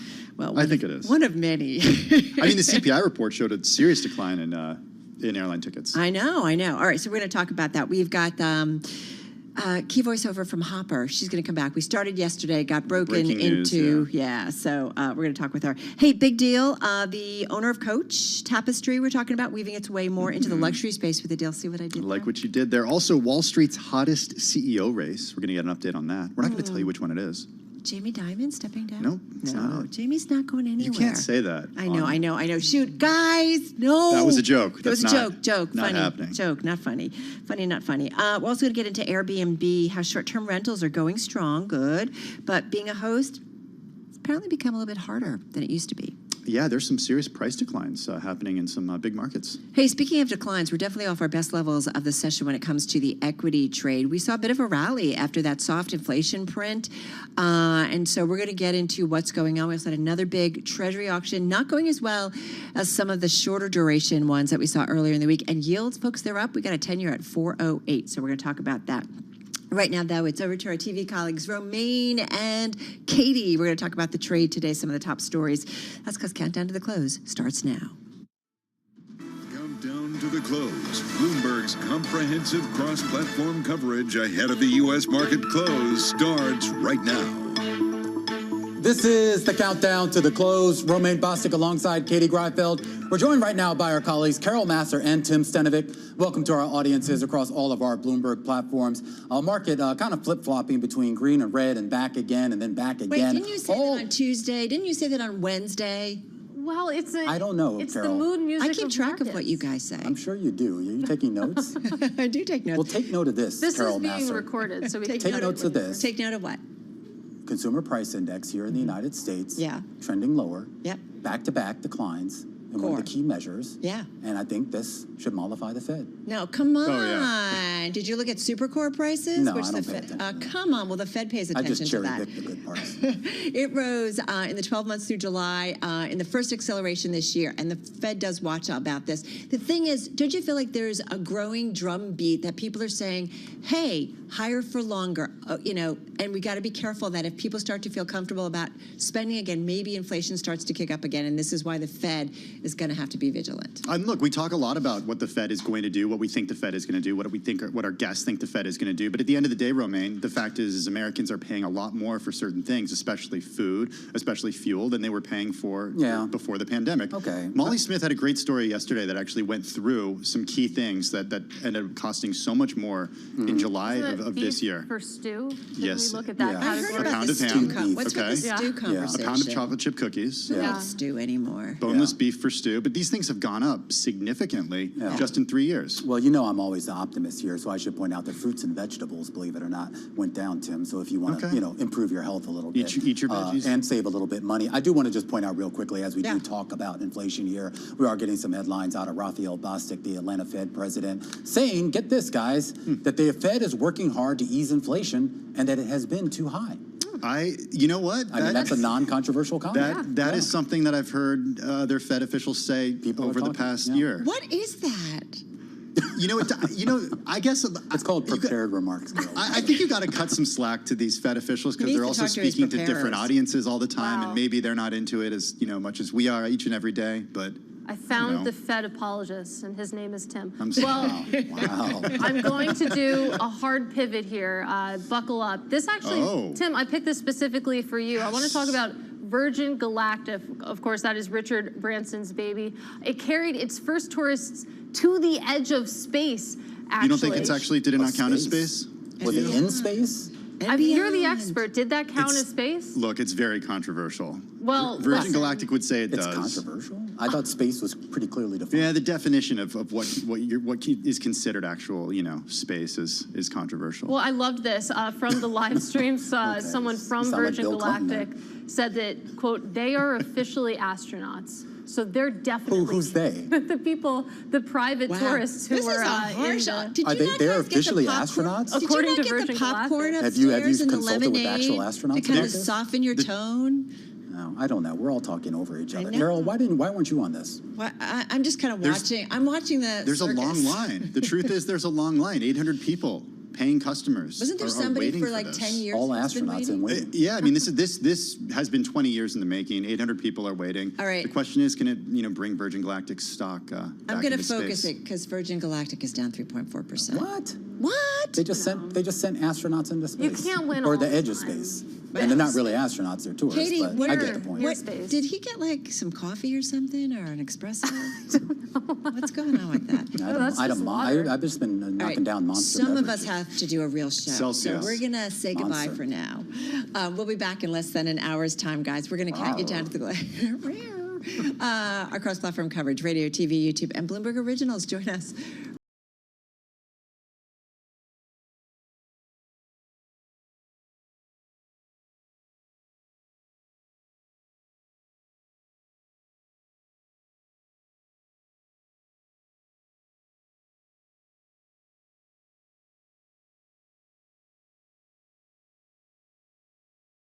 I'm waiting for lock the studio door now. Listening in on surveillance this morning, I have to say Bloomberg News international economics and policy correspondent Mike McKee, he noted how this morning's CPI report probably the most watched and most benign report because there are a couple more before the Fed meets next on September 20th. But nonetheless, and he said focus on the month to month, not the year over year, that was important. Did you do that? I did. Okay, good. All right, so let's get more on today's data set because we've got a great duo, I should say, with us. Because we should point out that headline number, right? Posting its smallest back-to-back increases in 2 years. That was important, Tim. That was really important. Let's get into it with this roundtable that we have. We got Nikki Baird, Vice President of Strategy at Aptos, on Zoom from Littleton, Colorado. And with us here in the studio is Bloomberg News economics editor Molly Smith. She's with us in the Bloomberg Interactive Broker Studio. Molly, I want to start with you because she was the one swaying to this is like your Super Bowl every month. This is like your U.S. Open every month. Oh well, let's not go that far, Tim. I've still got the rest of August. But we've talked a lot about the highlights and the takeaways. Any surprises to you in here? Not really. I mean, and I know that's bad for ratings. We shouldn't say that this was not surprising. But honesty is the best policy. As expected. I've been told that's not good to say on the air, but it was true. And, I always look for an opportunity to knock Mike McKee, but he was right. Focus on the month to month. Don't pay attention to that little pickup in the year over year. And, it was pretty much as expected. I think for me, I was surprised to see that shelter was 90% of the increase. I mean, I know it's been a lot. That's not normal, right? I mean, it's been running at definitely, maybe we've seen it run for like 2/3 of the increase, but now seeing it at 90, I mean, if anything, to me, that just sounds like the disinflation in other categories is really happening and just in shelter taking a bit more time. Yeah, more targeted. Let's bring in our other guest. With us, as we said, Nikki Baird, Vice President of Strategy at Aptos on Zoom from Colorado. So, Nikki, from your perspective and what you look at and what this all means for the consumer, what's kind of front and center for you? Yeah, I think what Molly said is right in line. It's like this isn't something that on its own is going to have an impact on consumer spending or consumer behavior. We're already in the back to school season. We're looking ahead, of course, to the holiday season, ever important for retail. And this one indicator isn't enough to say that there's anything drastic that's going to happen to consumer spending between now and the end of the year. Okay. Why is that? Well, just, I mean, like the price increases that have been happening, they do, especially in the things that impact their discretionary spending. Those are leveling off, which is great news for everybody. I think what's more important to watch is we have the consumer, the student loan debt repayment starting up. That could potentially show up in things like Halloween spending, for example. That might be an important leading indicator going into the holiday season. If consumers, it's a very discretionary kind of spend, and it's exactly the kind of spend that is made by the people who are going to be most impacted by that kind of debt repayment. Those are the kinds of things that we're looking at to understand how much there is the impact on consumer spending going into that all-important holiday season. I have to say, just one anecdotal individual, things are still expensive. And I feel it when I go to the grocery store. I feel like everything in my world just doesn't matter. It's expensive. Super core prices, Molly, I want to come back to that because I saw on the blog this morning, I think it might have been Ari Jersey or somebody else, pointing out, which is super core prices, closely watched by the Fed when it comes to inflation, rose in the 12 months through July in the first acceleration this year. It's service prices is minus energy and housing, right? Which follows a June reading that increased at the slowest pace in 18 months. So it sounds a little erratic, down and then up. So do you disregard it, or how do you see that? I mean, I think that's kind of the overall story of the inflation as a whole, right? You know, that like we've all known that like the path down to 2% is going to be long and it's going to be bumpy. So I would put this in that same camp, and like the increase in June, that was the smallest in 18 months. Is that what you said? Yeah, yeah. So that was 4%. This month was 4.1. So kind of like, okay, like not really split hairs. Yeah, you know, it's kind of like the same with the headline, you know, being up, 3.2 this month. It was up 3% last month, and a lot of that due to the base effects conversation. But there is something to the effect that as we get closer to that 2%, right, it's tougher in terms of bringing the inflation down? Yeah, and it's going to be in those, those super core services, ex-housing categories that are the most concerning. Those are the ones that are the stickiest price pressures. And, a lot of the disinflation we've had so far has been kind of the unwinding of like the pandemic inflation pressures that we had. It's been some like easing of like the pressures from the war in Ukraine. So it's still debatable of how much the Fed's work has really brought about disinflation. Hey, that's a really good point, and I want to ask Nikki what her thoughts are on our concerns are when it comes to energy prices on the rise again. Yeah, I mean, again, from a consumer spending perspective, anything that eats up that discretionary budget is going to be the things that really drive whether or not consumers spend. I think, what we've seen up till now is that consumers have been willing to accumulate debt in order to keep and maintain their spending levels. And I think it's a great point, like they're spending just as much, but net wise, they're actually buying less because their purchase power just doesn't go as far with all these sustained high prices. But I think that idea of being able to continue to finance some of this consumer spending with some of the debt that consumers have been using before, that's starting to come to an end. Energy prices, and again, the interest rate on that credit card debt, all of that stuff is going to come into play much more in terms of where consumers can go and how they can continue to impact and support the economy. Following up on that, Nikki, we actually had the CEO of VantageScore in here today. They're a provider of credit scores to millions of Americans. And he was making a lot of similar points that you were just saying. And something that he's actually said on Bloomberg TV before is that the resumption of student loan payments, get this, is going to have a bigger impact on Americans than a Fed rate increase will.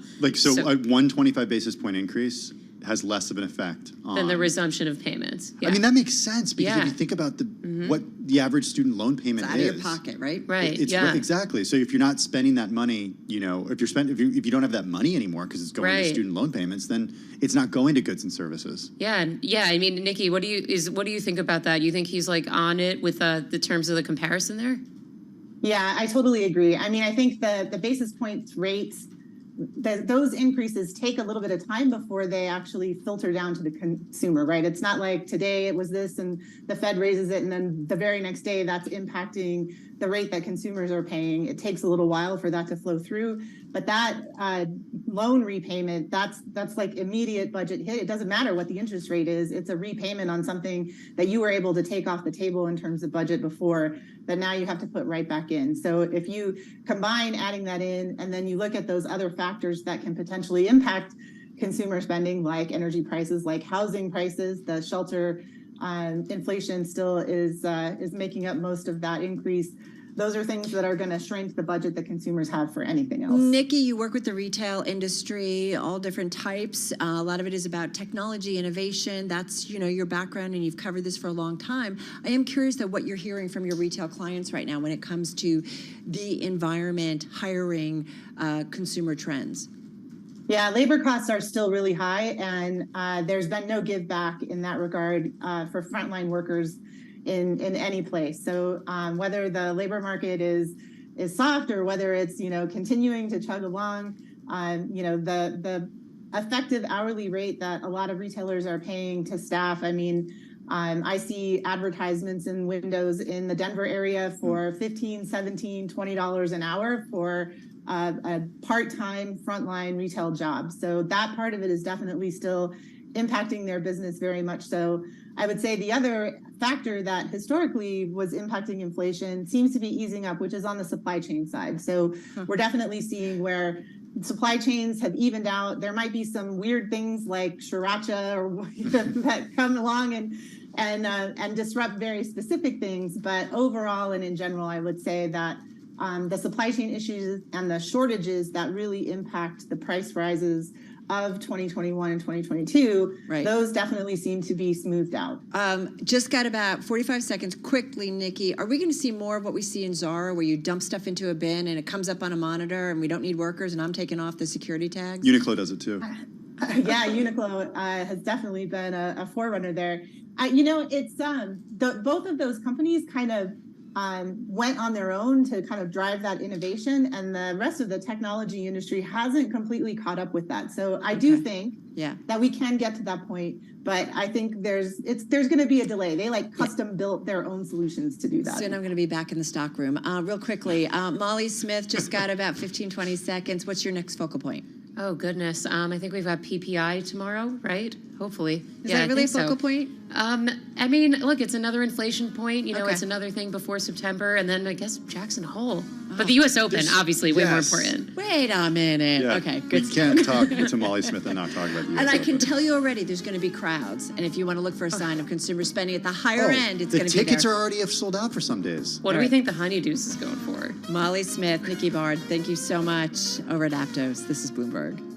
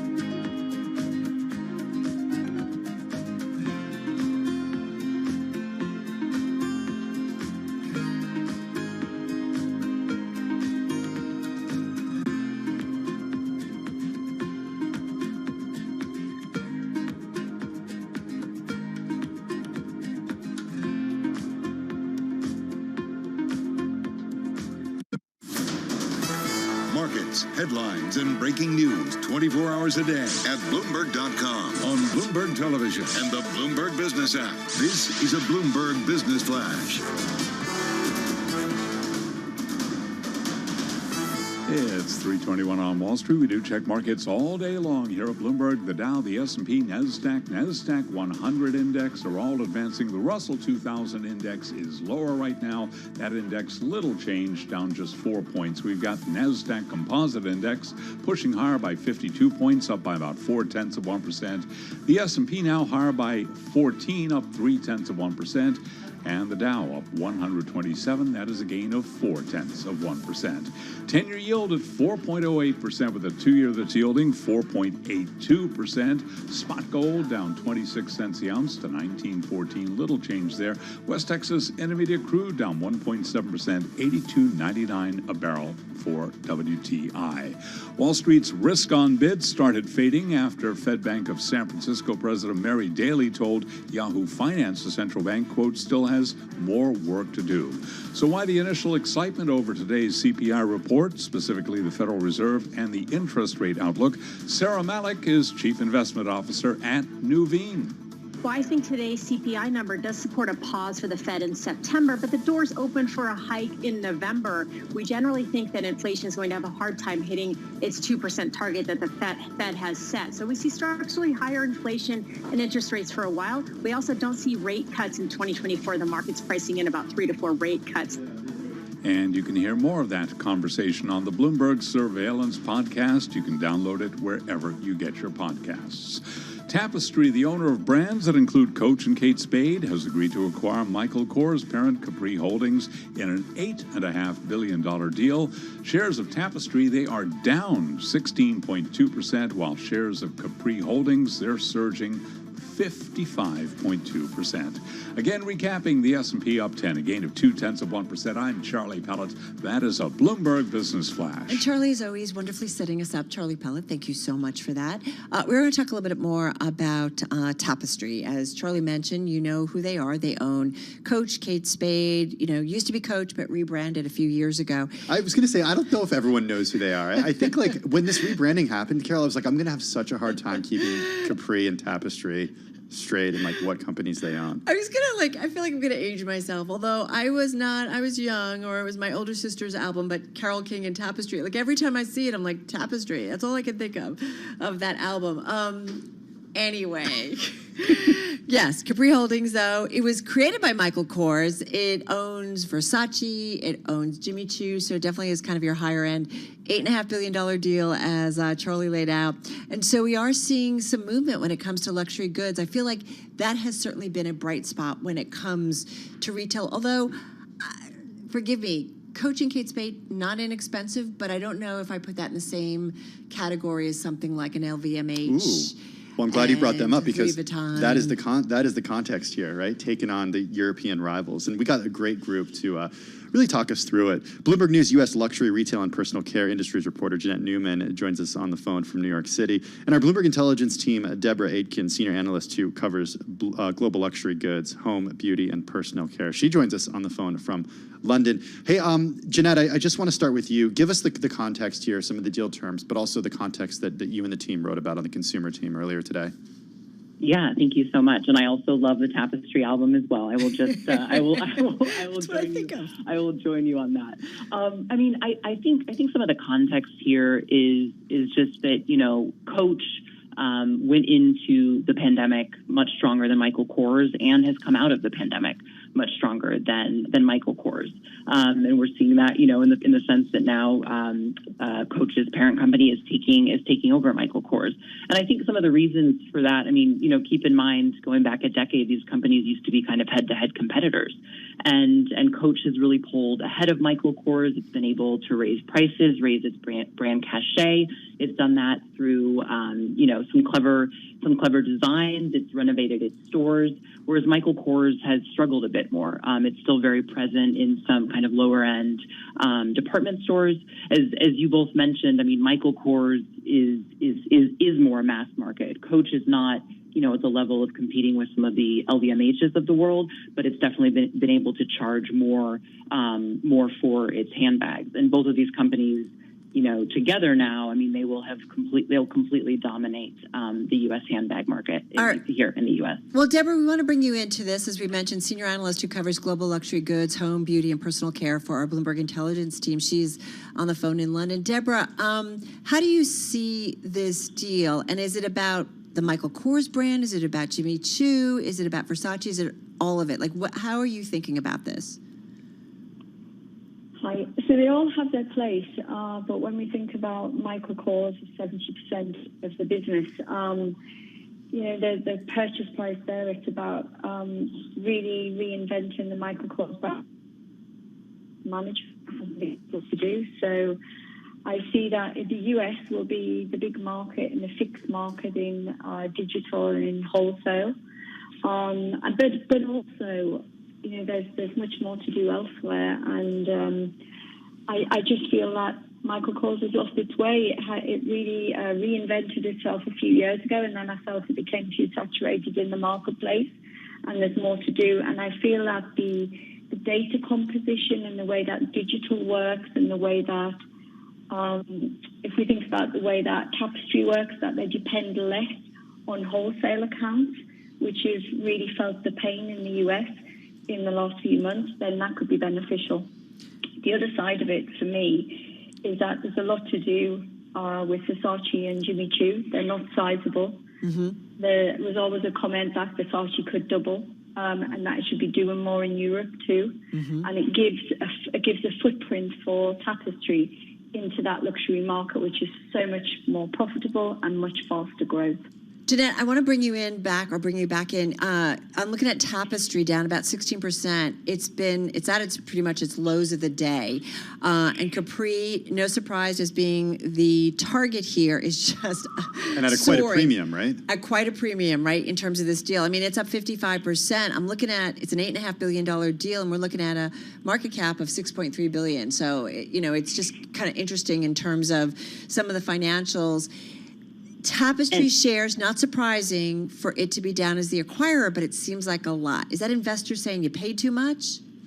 I think part of it is investors questioning how easy it will be for Tapestry to turn around the Michael Kors brand, which has some of the problems that Deborah laid out, right? I mean, Tapestry is essentially Coach. Coach is the majority of its revenue, and Capri is essentially Michael Kors. That's the bulk of its revenue, something around like 70%.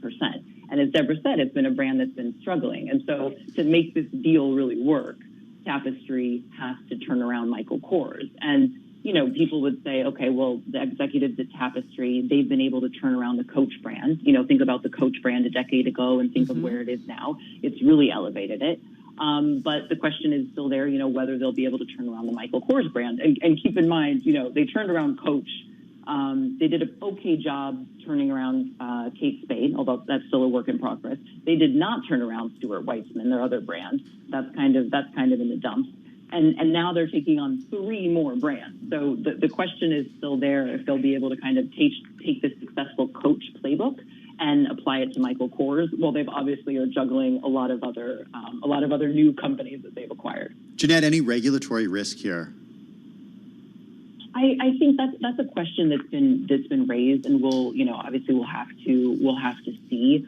I mean, some of the data that we have from Global Data and analysts at Global Data, these two companies combined will be the 4th largest luxury company in the world, with a market share of around 5.1%. In the Americas, they'll be the 2nd largest player behind LVMH.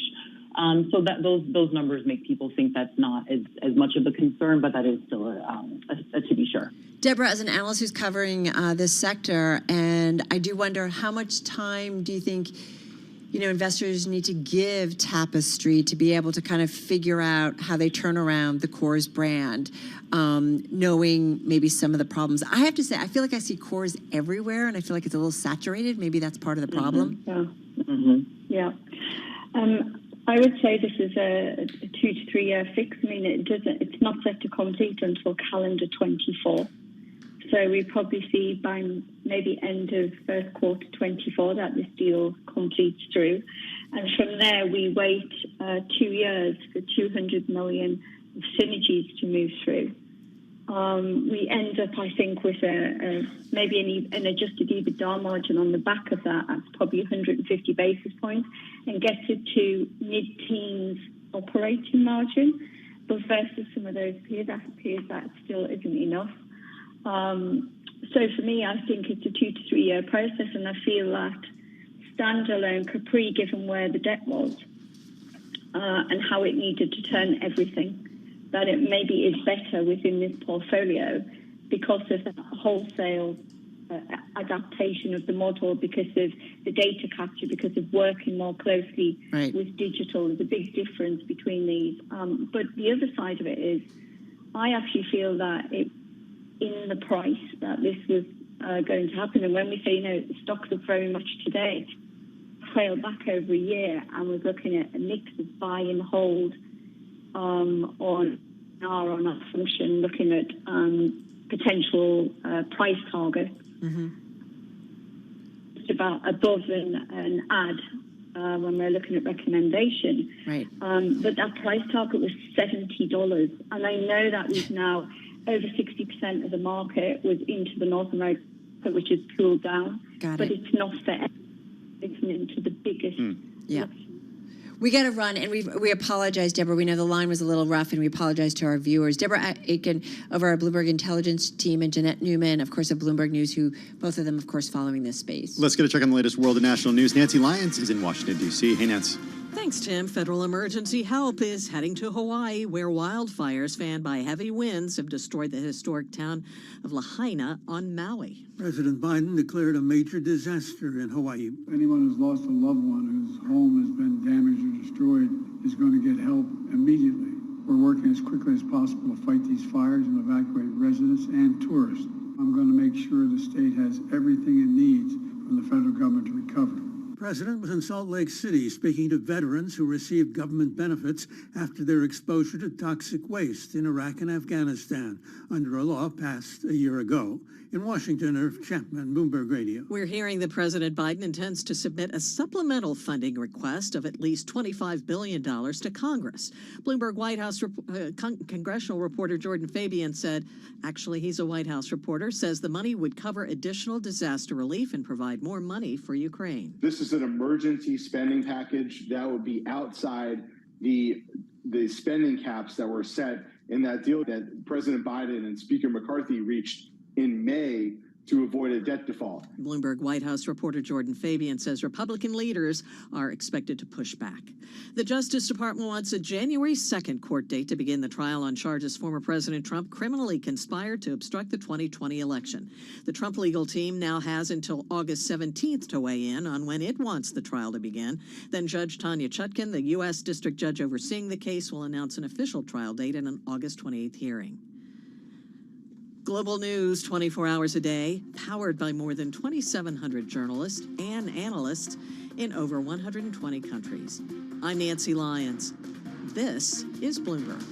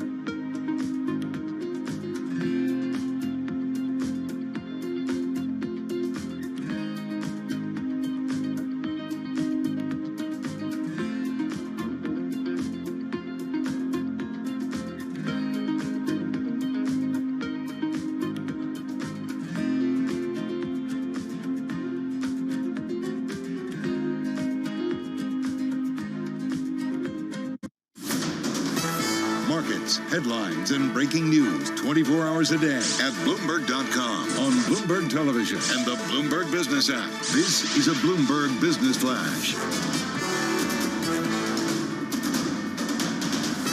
It's 3:40 on Wall Street. We do check markets all day long. We've got the Dow higher, NASDAQ as well. The S&P is fluctuating, so let's head right over to the first word breaking news desk for today's afternoon call. Here he is, Bailey Lipschultz. Good afternoon, Charlie. As you said, stocks are mostly in the green, but well off the day's highs after U.S. inflation data. The Dow is up 45 points, S&P holding on to a slight gain, with the NASDAQ rising 20 points. The U.S. 10-year yield is at 4.09%, and the small caps are down 5. 8 of the 11 main S&P sectors are trading higher, led by gains in communications and financials, while NASDAQ biotechs are up 15 points. Transports gained 70, semis slipped 10 points, while the VIX is little changed. Leaders in the Dow, Disney, Amgen, and Verizon, while Nike, Goldman, and Procter & Gamble are the worst performers. After earnings, Alibaba rose 4.5% as first quarter results topped expectations, yet he jumped the most since November after a profit beat and guidance boost, while Disney gained after cutting costs and boosting prices for its streaming service. In deal news, Coach owner Tapestry is buying Michael Kors' parent Capri for $8.5 billion. Tapestry fell 16% to a 9-month low. And in other news, GM and Ford are among the market's biggest losers amid worries about labor costs. Look for earnings from News Corp after the bell. Live from the First Word Breaking News Desk, I'm Bailey Lipschultz. Charlie? Okay, we thank you very much, Bailey Lipschultz. And to hear live breaking news over your Bloomberg, type SQUAWK, SQUA, on your Bloomberg terminal. I'm Charlie Pelleton. That is a Bloomberg Business Flash. I'm driving in my car. I turn on the radio. How about you let me drive? Oh, no. Who's gonna drive you home? Honey, please, I'll do the driving. Drive on. Excuse me, I want to drive. It's the question that drives us. This is the Drive to the Close. That funky music will drive us till the dawn. On Bloomberg Radio. All right, TikTok, everybody. Just about 17 and a half minutes left in today's trading session. Carol Master along with Tim Stenemick live in our Bloomberg Interactive Broker studio on YouTube and Bloomberg Originals. And I think Romain said it really well in terms of the bouncing around that we are seeing. Certainly on the equity trade, I feel like that's been going on throughout the week, Tim. But you got yields. They're kind of high. It's kind of wild today, Carol. Higher, you look at the NASDAQ, for example, and it was up as much as 0.7%. Mm-hmm. Yeah, earlier today. Yeah. Down. Now down. Yeah, down, right? Yeah, kind of flat. I know. I think we're going to live from data point to data point, and we're also going to wait until kind of the next Fed meeting. I feel like that's going to be our life for a little bit. But let's see what Aaron Kennan says. He's much smarter than me, that's for sure, and is in it. He is, of course, co-founder and CEO at Clear Harbor Asset Management. They've got about $1 billion in assets under management. Joining us once again on Zoom from Stamford, Connecticut. Hey, Aaron, good to have you back with us. It is an interesting market, but let's have some, Tim always reminds me, got to take a longer view, step out a little bit in the perspective. We've had quite a run, certainly, when it comes to some of those big tech names in the NASDAQ overall, and also the S&P. So a little bit of churn maybe is to be expected. Absolutely, yeah. Thanks for having me back, Tim, Carol. We've gone a long way year to date, and what a change from 2022 for sure. But, if you look at just this earnings season that we're still sort of wading through, but we're more on the tail end of it, I think the reality is that many companies most of the companies have beaten expectations, but when you look at year over year earnings growth, not much has changed, and so those expectations have been exceeded, which is something that we all welcome. But markets haven't reacted, dramatically as a whole to the earnings cycle, and I think the market's trying to figure out whether or not a PE multiple for the S&P 500 at 20 times anticipated 2023 full year earnings is the right multiple given the current environment. Do you think it's the right multiple? Well, it's interesting. I think the bond market is signaling two different responses to that, and I always sort of, peer into the bond market to try to help me answer that question, Tim. The inversion of the yield curve suggests that a recession is, in fact, around the corner, whether it's the back half of this year or perhaps the front half of next year. But nominal rates are actually higher on a year-to-date basis, which is sort of a little bit of a conundrum for those who are trying to extract tea leaves from what the bond market is telling us right now. We think, when you look at the trajectory of inflation, we saw CPI this morning, and, a year and 1 month ago, we're at 9% headline, and now we're at 3.2%. So we've come a long way. And the Fed, if you look at Fed funds futures, looks like it's on hold. I think there's only like a 10% chance of a move in September. And so, it's just sort of interesting, particularly with the significant, I think the most significant short interest in the Treasury market that we've seen in my lifetime, where we are right now, where the bond market's sort of signaling that maybe we're not all clear on inflation, maybe growth remains stronger than expected, and the equity market is a little more sanguine on that point.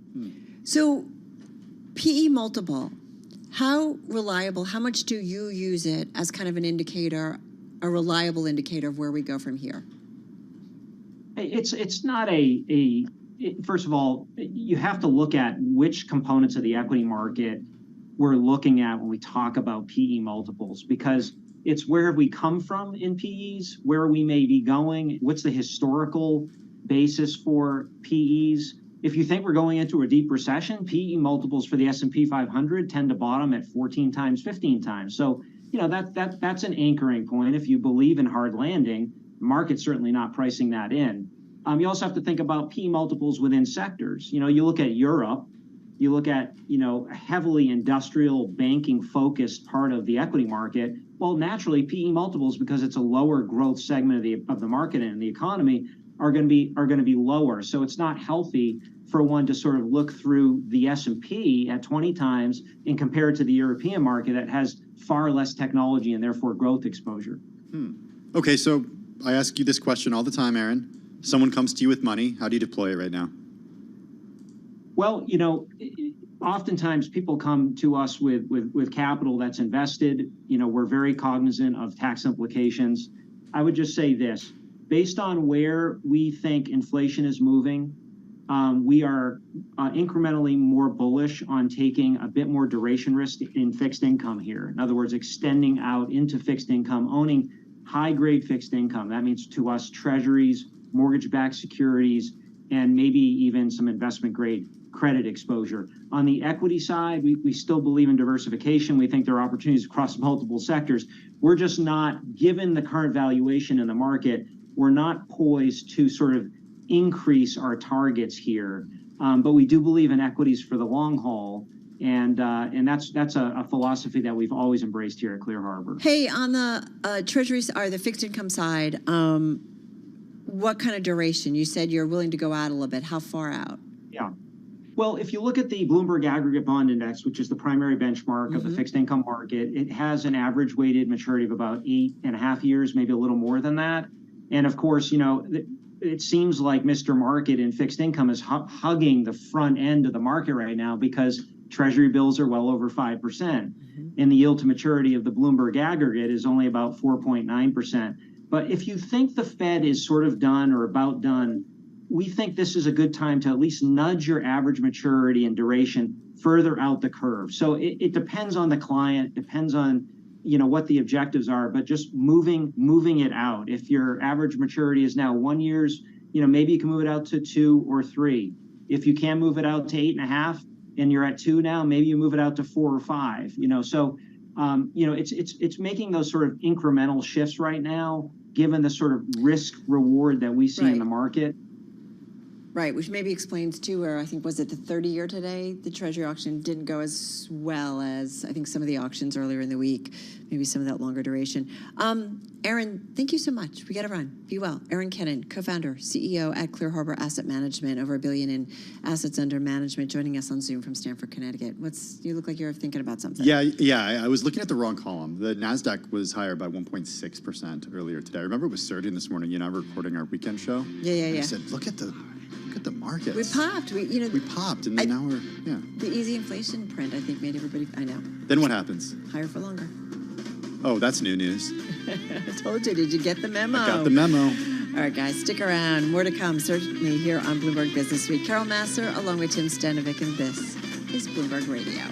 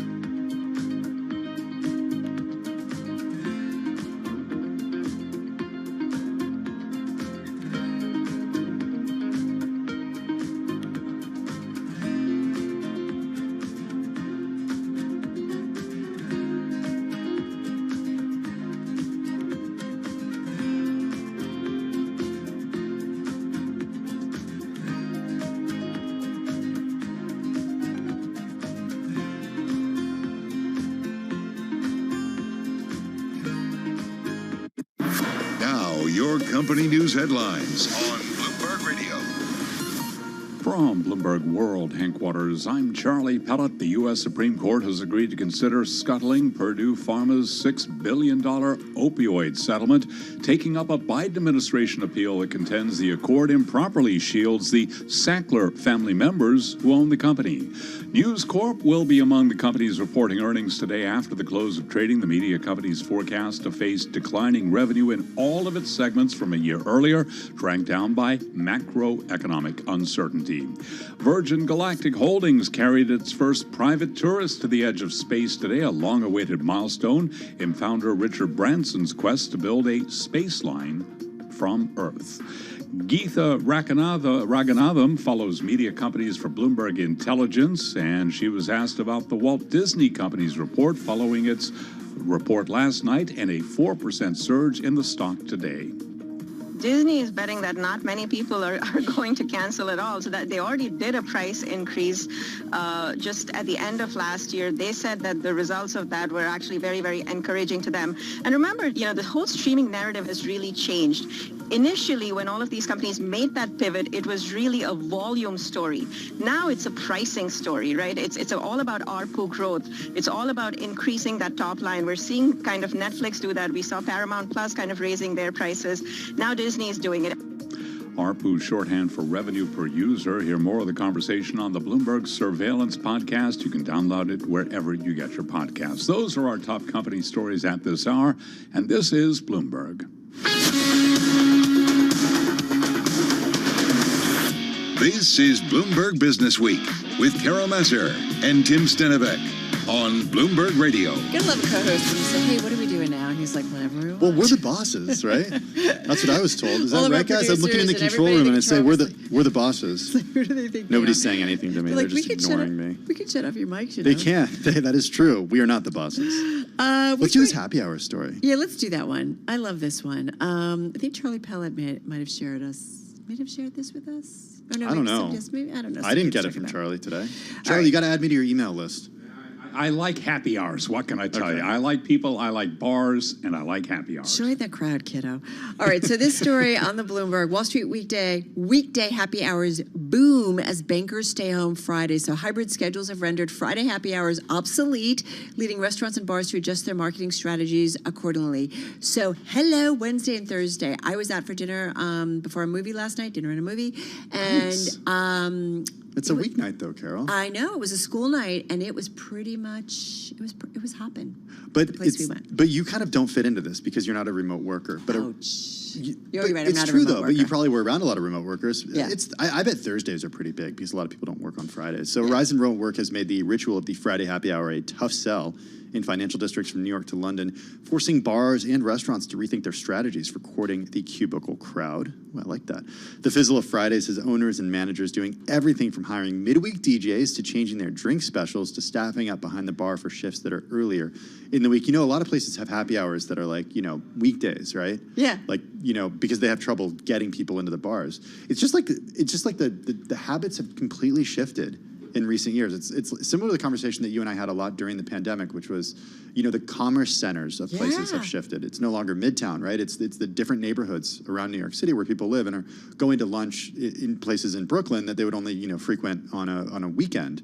If they weren't working from home. Yeah, exactly. I mean, it's really interesting, some of the changes that they are doing, right? Like you said, DJs at different days or different hours, and people are just adjusting. So I think about it too, going to, a local shoemaker like here, like during the pandemic, people weren't coming in, and even after with all the remote working, like they got hit hard. I mean, it's really hard. All right, anyway, adjust your happy hours, folks, because it's 5 o'clock somewhere, or it's 4 o'clock somewhere, or it's 3 o'clock somewhere, apparently. All right, watching the markets, equities just off their lows of the